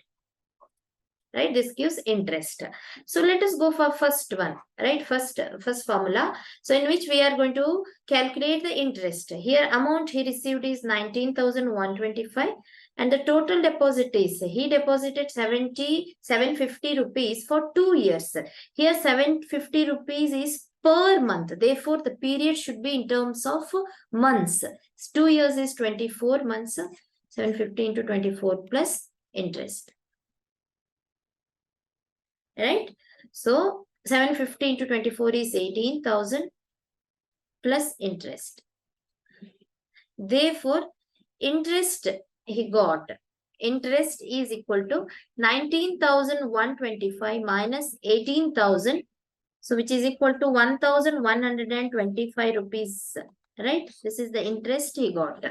So using this amount, this value, so go for the second formula, 1,125 interest is equal to principal is 750 rupees here. It is not the total deposit, it is principal into the period is 24 months into 24 plus 1 is 25 into rate of interest divided by the same 24 months into 100. Simplified, you can cancel 24 and 24, right? Now it is 25 into 4 is 100. Right? Therefore, rate of interest is 1,125 into 4 divided by 750. Right? So you can still simplify 4 into 1, 4 into 8, 4 into 7, 187.5. So 1125 by 187.5 is 6. Therefore, rate of interest is 6%, right? With that rate of interest, he receives 19,125 at the time of maturity. Therefore, R is equal to 6%.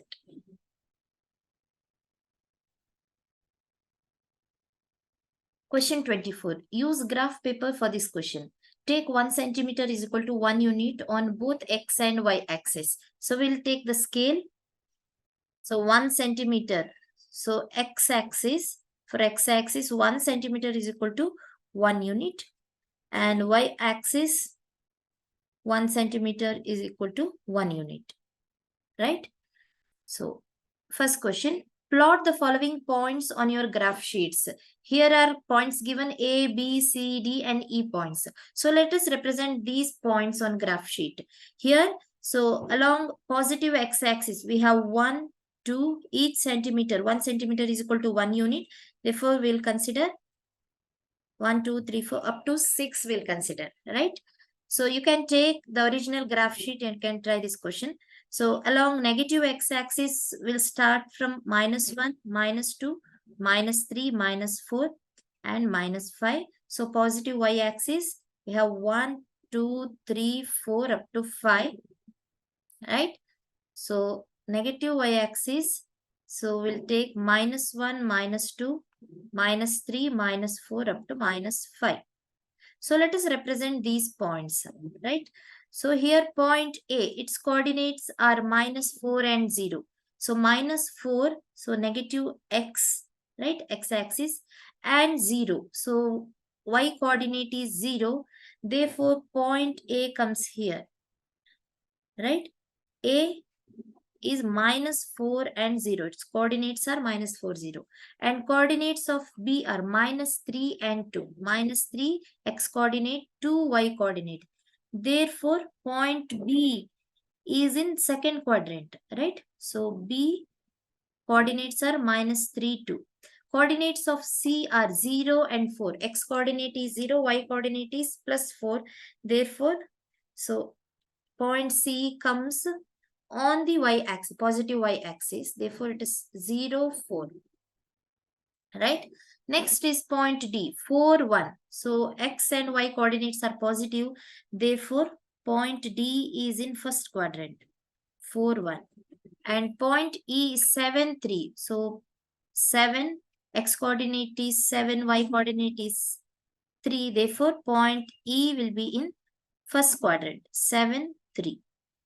Right? We have represented these 5 points. Next question is, reflect the points B, C, D and E on the x-axis and name them as B dash, C dash, D dash, E dash. So reflection of B, C, D, E means, so x coordinate of B is -3, right? Its reflection will be in the third quadrant. Since point B is in the second quadrant, so B dash will be in the third quadrant, right? So its reflection becomes -3, -2. So coordinates of B dash will be -3, -2, right? Whereas reflection of C, point C, since point C has coordinates 0 and 4. So on the positive y-axis, therefore C dash will be on the negative y-axis and its coordinates will be 0 and -4. Right? So it's mirror image. Reflection means it's mirror image. And next comes D dash. So this is C dash. 0 and -4, C dash. Next comes D dash. D has the coordinates 4 and 1. Right? 4, 1. Therefore, coordinates of D dash. The reflection of D will be D dash. Its coordinates will be 4 and -1. Right? Whereas reflection of E, since E has 7, 3 coordinates, so coordinates of E dash will be 7, -3. This is E dash. Coordinates are 7 and -3. Right? So second question got over. So join the points A, B, C, D, E, E dash, D dash, C dash, B dash, and A in order. Right? So we'll start from A. So point A is here. So on the negative x-axis, join the points A, B. So we are joining A, B, then B to C, B to C we are joining, then C to D, C to D we are joining, C to D, then D to E. right? So use your scale, a ruler. Then E to E dash. So we have to join E to E dash.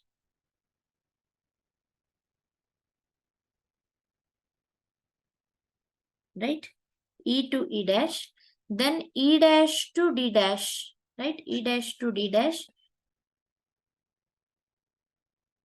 Like this. Then D dash to C dash to B dash.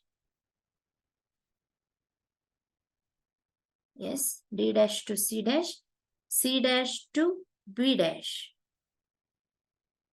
Next comes B dash to A. So we have a closed figure here, right?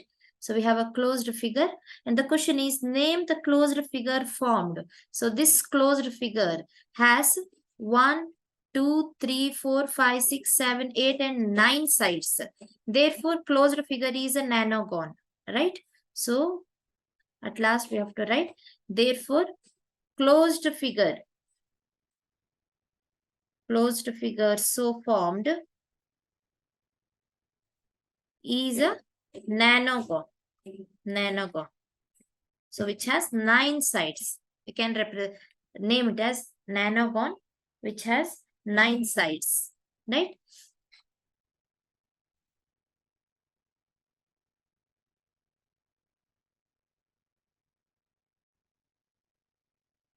Question 25. 40 students enter for a game of shot put competition. The distance thrown is recorded below in meters. Here students, so in first row, distance thrown is given, right? So 12 to 13 meter, 13 to 14 meter. So up to 18 to 19 meters are given by number of students in the second row are given, right? So use a graph paper to draw an agave for the above distribution. We have to use a graph sheet. Use a scale. 2 centimeter is equal to 1 meter on one axis and 2 centimeter is equal to 5 students on the other axis. So hence using your graph, find the median, upper quartile and number of students who cover a distance which is above 16.5 meter. So let us consider the scale. So 2 centimeter. So on x-axis, we'll consider the distances, right? Here 2 centimeter is equal to 1 meter. So here students, so in the 2 rows, distances covered by number of students are given. So here we'll consider the cumulative frequency. Since number of frequency or number of students is nothing but frequency of the distribution. This is frequency of the distribution. So here itself I'm considering the cumulative frequency. Cumulative frequency. Right? So otherwise you can make 3 columns. In first column, we'll take distance, then frequency or number of students. So in the third column, we'll take cumulative frequency, right? So cumulative frequency is nothing but the first frequency will be as it is, which is 3, right? 3 students and distance covered is 12 to 13 meters, right? And the second cumulative frequency will be second frequency plus its previous one. So 9 plus 3 is 12. Right? And next is 12 plus the cumulative, its previous frequency, which is 12 plus 12, 24. 24 is the cumulative frequency, right? Next is 9. Next frequency is 9. Its previous cumulative frequency. So 9 plus 24 is 33, right? Next frequency is 4. Its previous cumulative frequency is 33. So 33 plus 4 is 37, right? So 37 plus next frequency is 2, which is 39. 39 plus 1 is 40, right? These are the cumulative frequencies, right? So let us represent these cumulative frequencies in the graph, right? Here we are taking the scale on x-axis.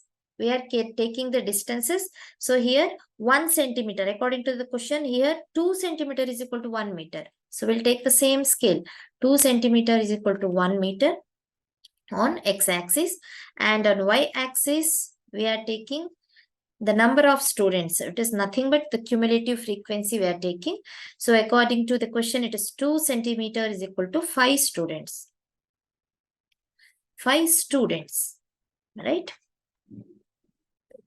So let us go one by one. Here the distances covered are, so in certain range, 12 to 13 meters. So at first, we'll take the upper value, right? We'll take the upper value since it is not a histogram. We are representing a simple line graph, right?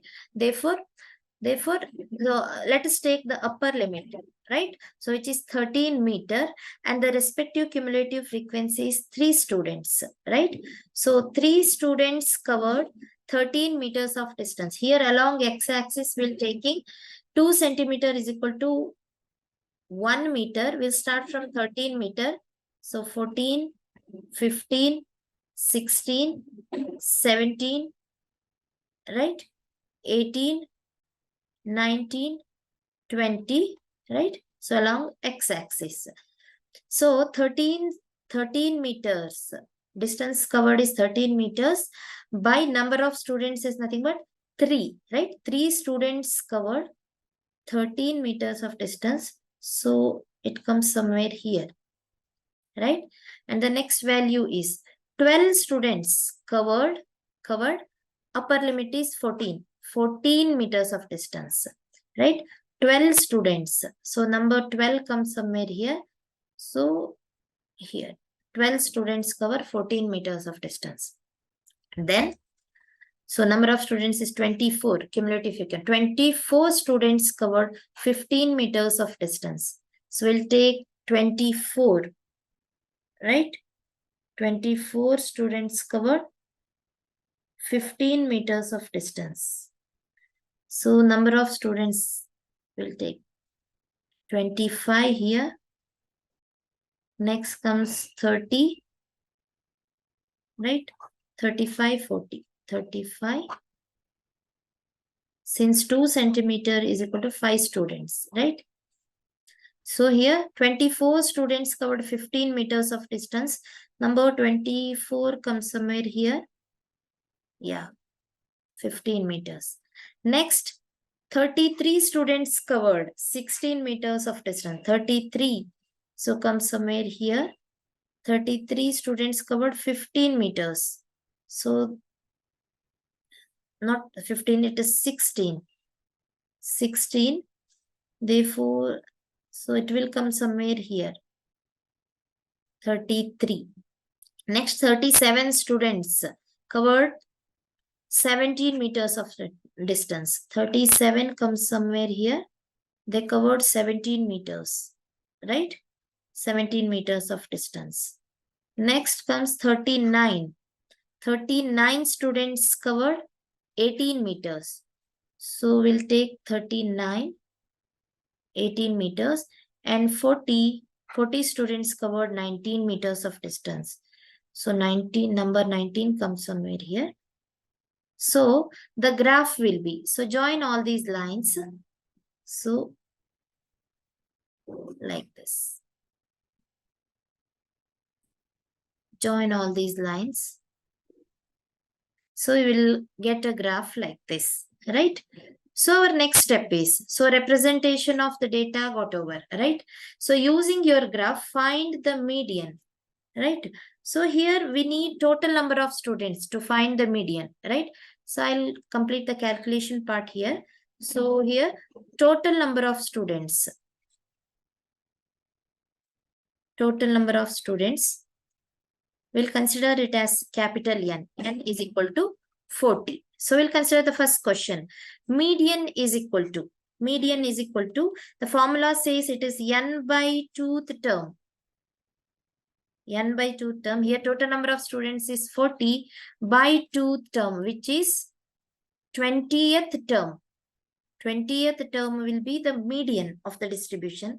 So which is 20th term, right? So 20, the number 20 means number of students. 20 comes here, right? So it comes here. So draw a horizontal line, imaginary line. So which touches the graph here at some point. From that point draw a line to the x-axis, right? So 20th term will be 14.7. So in your original graph, you will get 14.7 will be the median of the given distribution, right? And the second question is, upper quartile. So what is upper quartile? Formula says 3n by 4th term, right? Upper quartile is equal to 3n by 4th term. So 3 into n is number of students by 4th term. So which is 30th term, right? 4 into 10. So it is 30th term will be the upper quartile. 30 means number of students here, right? So draw a horizontal line to the graph, right? Like this. So from the point where it touches the graph, draw a vertical line to the x-axis. So let it touch the x-axis at some point. So you will get 15.7 as the upper quartile. 15.7 is the upper quartile, right? So which is 30th term. So consider the third question. Third question is, come back to the question. Number of students who cover a distance which is above 16.5 meter. So consider the distance. So above 16.5. So from 16.5, draw a vertical line, right? So vertical line, dotted line. So to the graph.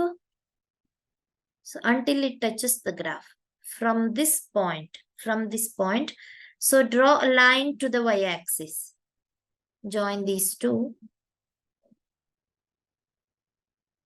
Right? So let it touch the y-axis at some point. Right? So this point gives number of students. Right? So above 16.5 meter means, so maximum number of students is 40 here. Right? Maximum number of students is 40 here. Therefore, number of students who cover more than 16.5 meter is 40 minus 35. Right? So this line 16.5 value, 16.5 meter value, it touches the graph at a point. From that point, if you produce the dotted line, it touches the y-axis as 35. Therefore, we'll take number of students who cover more than 16.5 meter is equal to, so maximum some number of students are 40 minus 35. So above this value 35, so the remaining students covered more than 16.5 meter distance. Therefore, 5 students covered more than 16.5 distance, right? So hence the answer.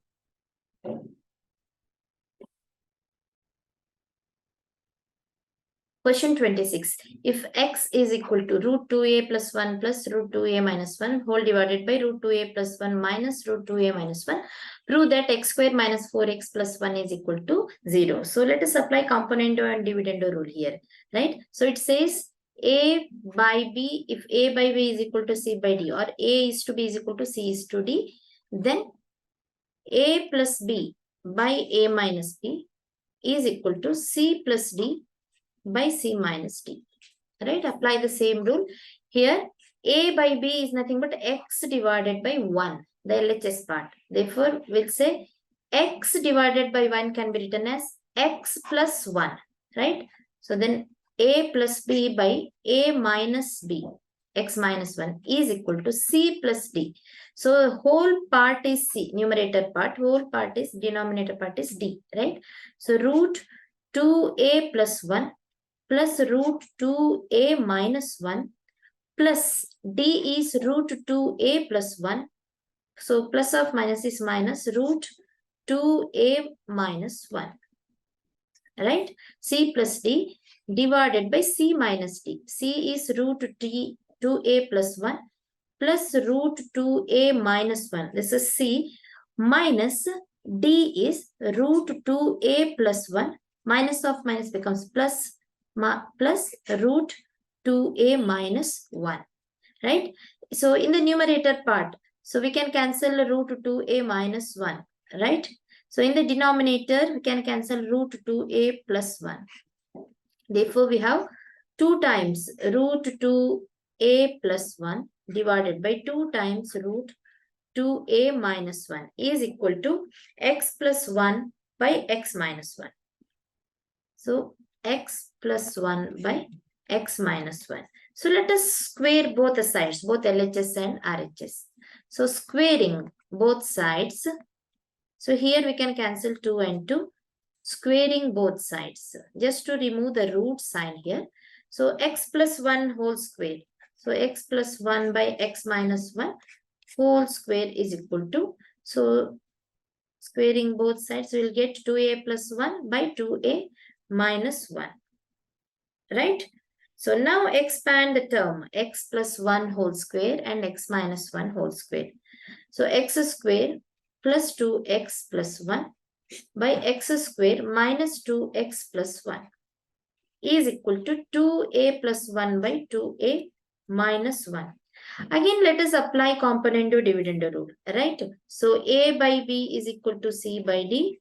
Then a plus b by a minus b is equal to c plus d by c minus d, right? So here a part which is in the LHS part. So a plus b, x square plus 2x plus 1 plus b is again x square plus of minus is minus 2x plus 1 a plus b by a minus b x square plus 2x plus 1 minus x square minus of minus become plus 2x minus 1, right? A minus b is equal to c plus d 2a plus 1 plus 2a minus 1 by c minus d 2a plus 1 minus 2a minus of minus becomes plus 1, right? So here we can cancel 2x and 2x, right? So the remaining term will be 2x square plus 2. In the denominator, we can cancel x square and x square, right? And also 1. So we have 4x, right? Is equal to, here in the RHS part, we can cancel 1. So we have 4a divided by, you can cancel 2a, therefore we have 2, right? So now simplify it. So you can take 2 outside. So x square plus 1 by 4x is equal to 2a, right? Therefore, also we can cancel 2 and 2. X square plus 1 is equal to 4ax. Therefore, x square minus 4ax plus 1 is equal to 0. Hence, it is proved. Hence, proved. Therefore, x square minus 4ax plus 1 is equal to 0.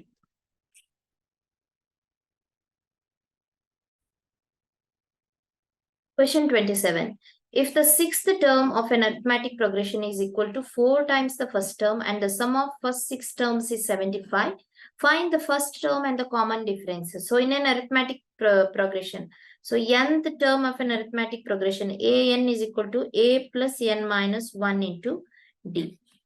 And sum of n terms, Sn is equal to n by 2 into 2a plus n minus 1 into d. These two formulae we are using here, students, right? So here sixth term of an arithmetic progression, which is nothing but a6, is equal to 4 times its first term. Here a is first term, therefore a6 is equal to 4a, 4 times a. And sum of first 6 terms, that means S6 terms is 75. So if S6 is 75, so express S6 using the formula. So n is 6 by 2 and 2 times a plus n minus 1. N is number of terms 6 here. 6 minus 1 is 5, 5d. Therefore, 75 is equal to 3 into 2a plus 5d. Right? So here a6 is equal to 4a, right?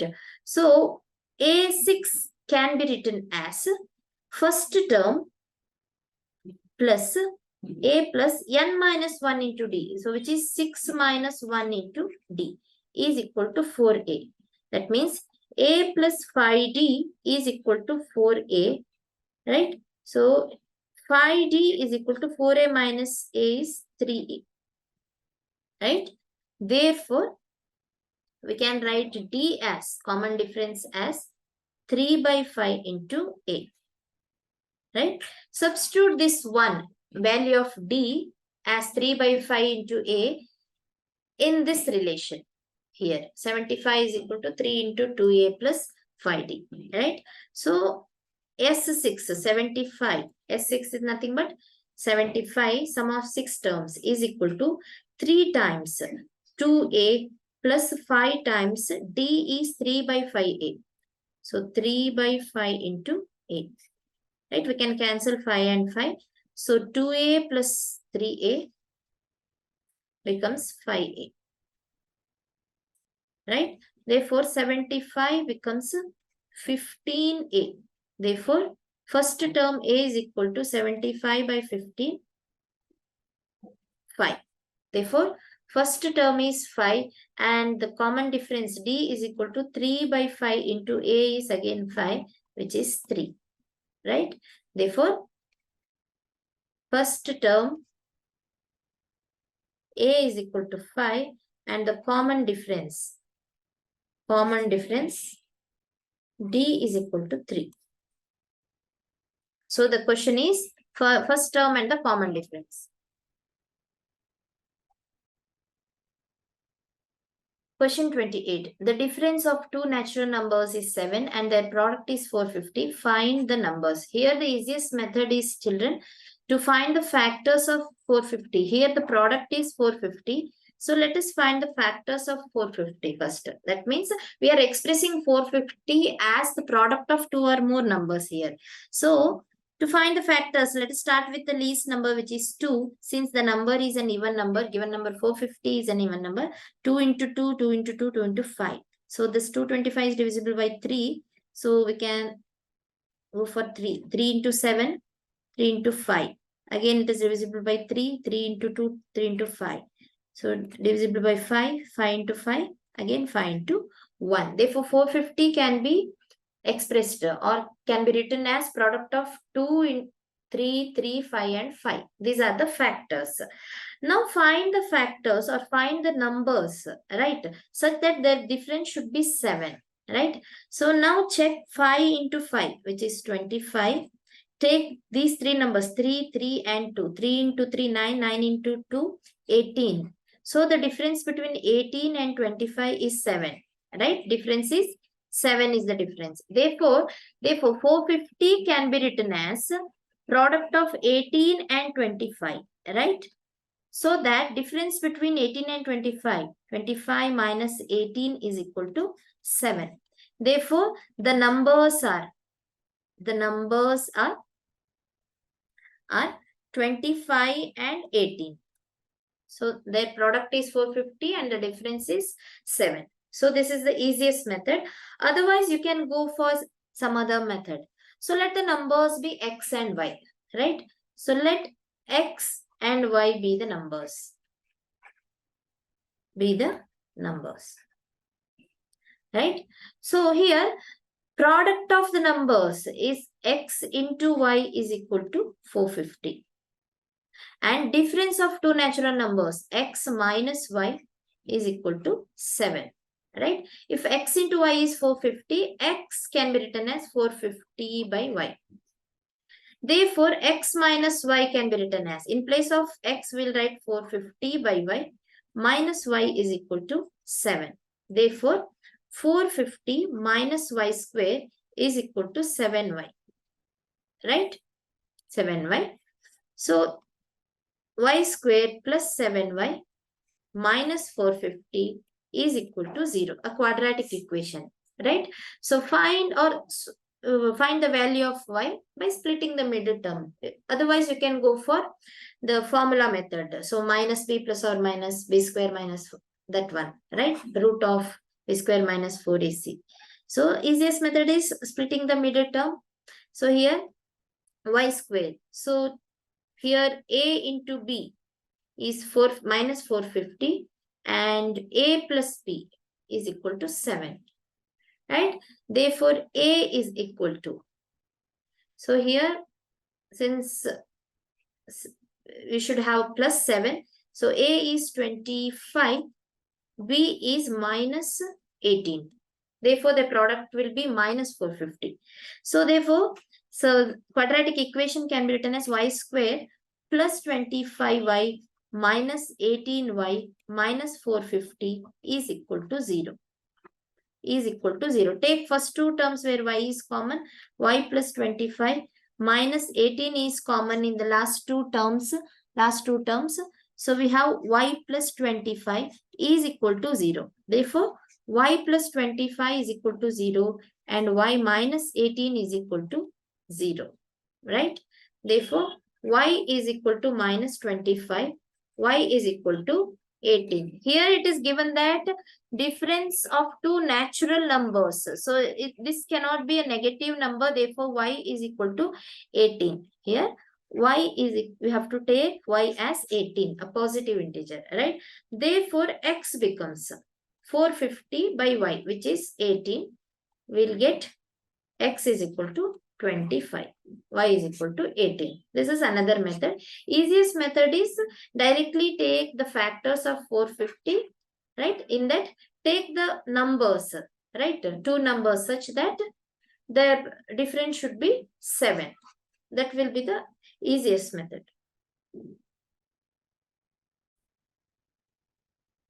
Question 29. Use ruler and compass for this question. Construct a circle of radius 4.5 centimeter and draw a chord AB is equal to 6 centimeter. Find the locus of points equidistant from A and B. So let us go step by step, students. So let us draw a circle with radius 4.5 centimeters, right?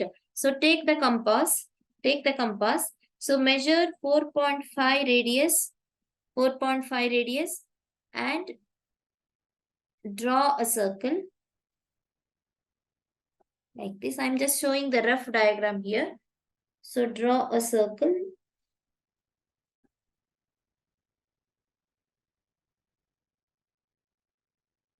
Right? Draw a circle of radius 4.5 centimeter. Let us draw a chord of length 6 centimeter. Take the compass, measure 6 centimeter radius, mark any point on the circumference of the circle. Right? So let it be A. From A point, draw an arc which measures 6 centimeter on another point of the circumference. So let the point be B. Right? So join A and B, which is the chord of the circle, right? Which measures 6 centimeter. Now next step is find the locus of points equidistant from A and B. To draw the locus of points. So let us draw perpendicular bisector of AB chord, right? Take more than half of AB, right? More than 3 centimeter, right? So using compass. So draw perpendicular bisector. So above and below, two arcs like this, right? Join these two and extend these two arcs. We have to join these two, right? So extend it until it cuts the circle, right? At 2 points. Let the 2 points be D and E, right? So now look at the question. So mark the point where it meets the circle as D. This point got over, right? So join AD and find the locus of point. Here, this line D is equidistant from A and B, right? This is the locus of points equidistant from A and B. And next, we have to join A and D, right? Join AD and find locus of points which are equidistant from AD and AB, right? Let us join AD now. Join AD. So we have an angle DAB, right? Angle DAB. Now draw angular bisector of DAB, right? So angular bisector. How to draw angular bisector? So take some what you say radius from compass. So mark an arc like this, draw an arc like this with the same radius, with let it be point P and let it be Q. With P as center, draw an arc above PQ, and with Q as center, draw another arc, right, which cuts the previous arc. Now join the point A and this point of intersection of two arcs, right? So let the line cut the circumference of the circle at C. So look at the question, mark the point where it meets the circle as C, right? So now join BC and CD. BC, join B and C, right? We'll join it. BC and CD. CD.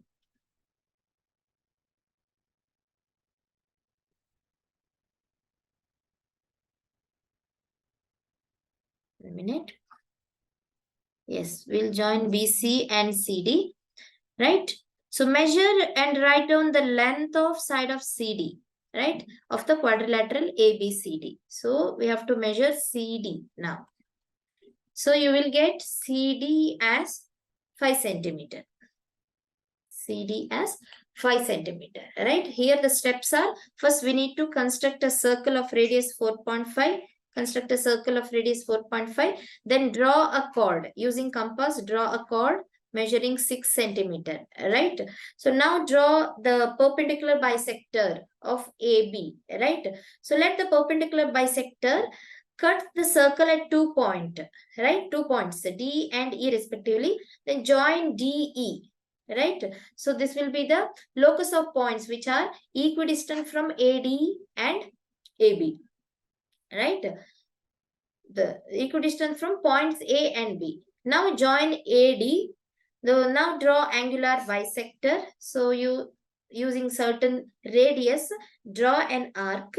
So let the points be P and Q here. So using P as center with the same radius, draw an arc. With Q as center with the same radius, draw another arc which cuts the previous arc. Now join A and the point of intersection of two arcs and extend it. Let it meet the circle at C. Right? Now join CD and CB and measure CD. So you will get CD as 5 centimeter. Right? So with this, I am completing this paper. If you want to practice all the questions from this paper, please visit our website www.examsnet.com. You can also download our app. The link is given in the description box. I wish you all the best for your future exams.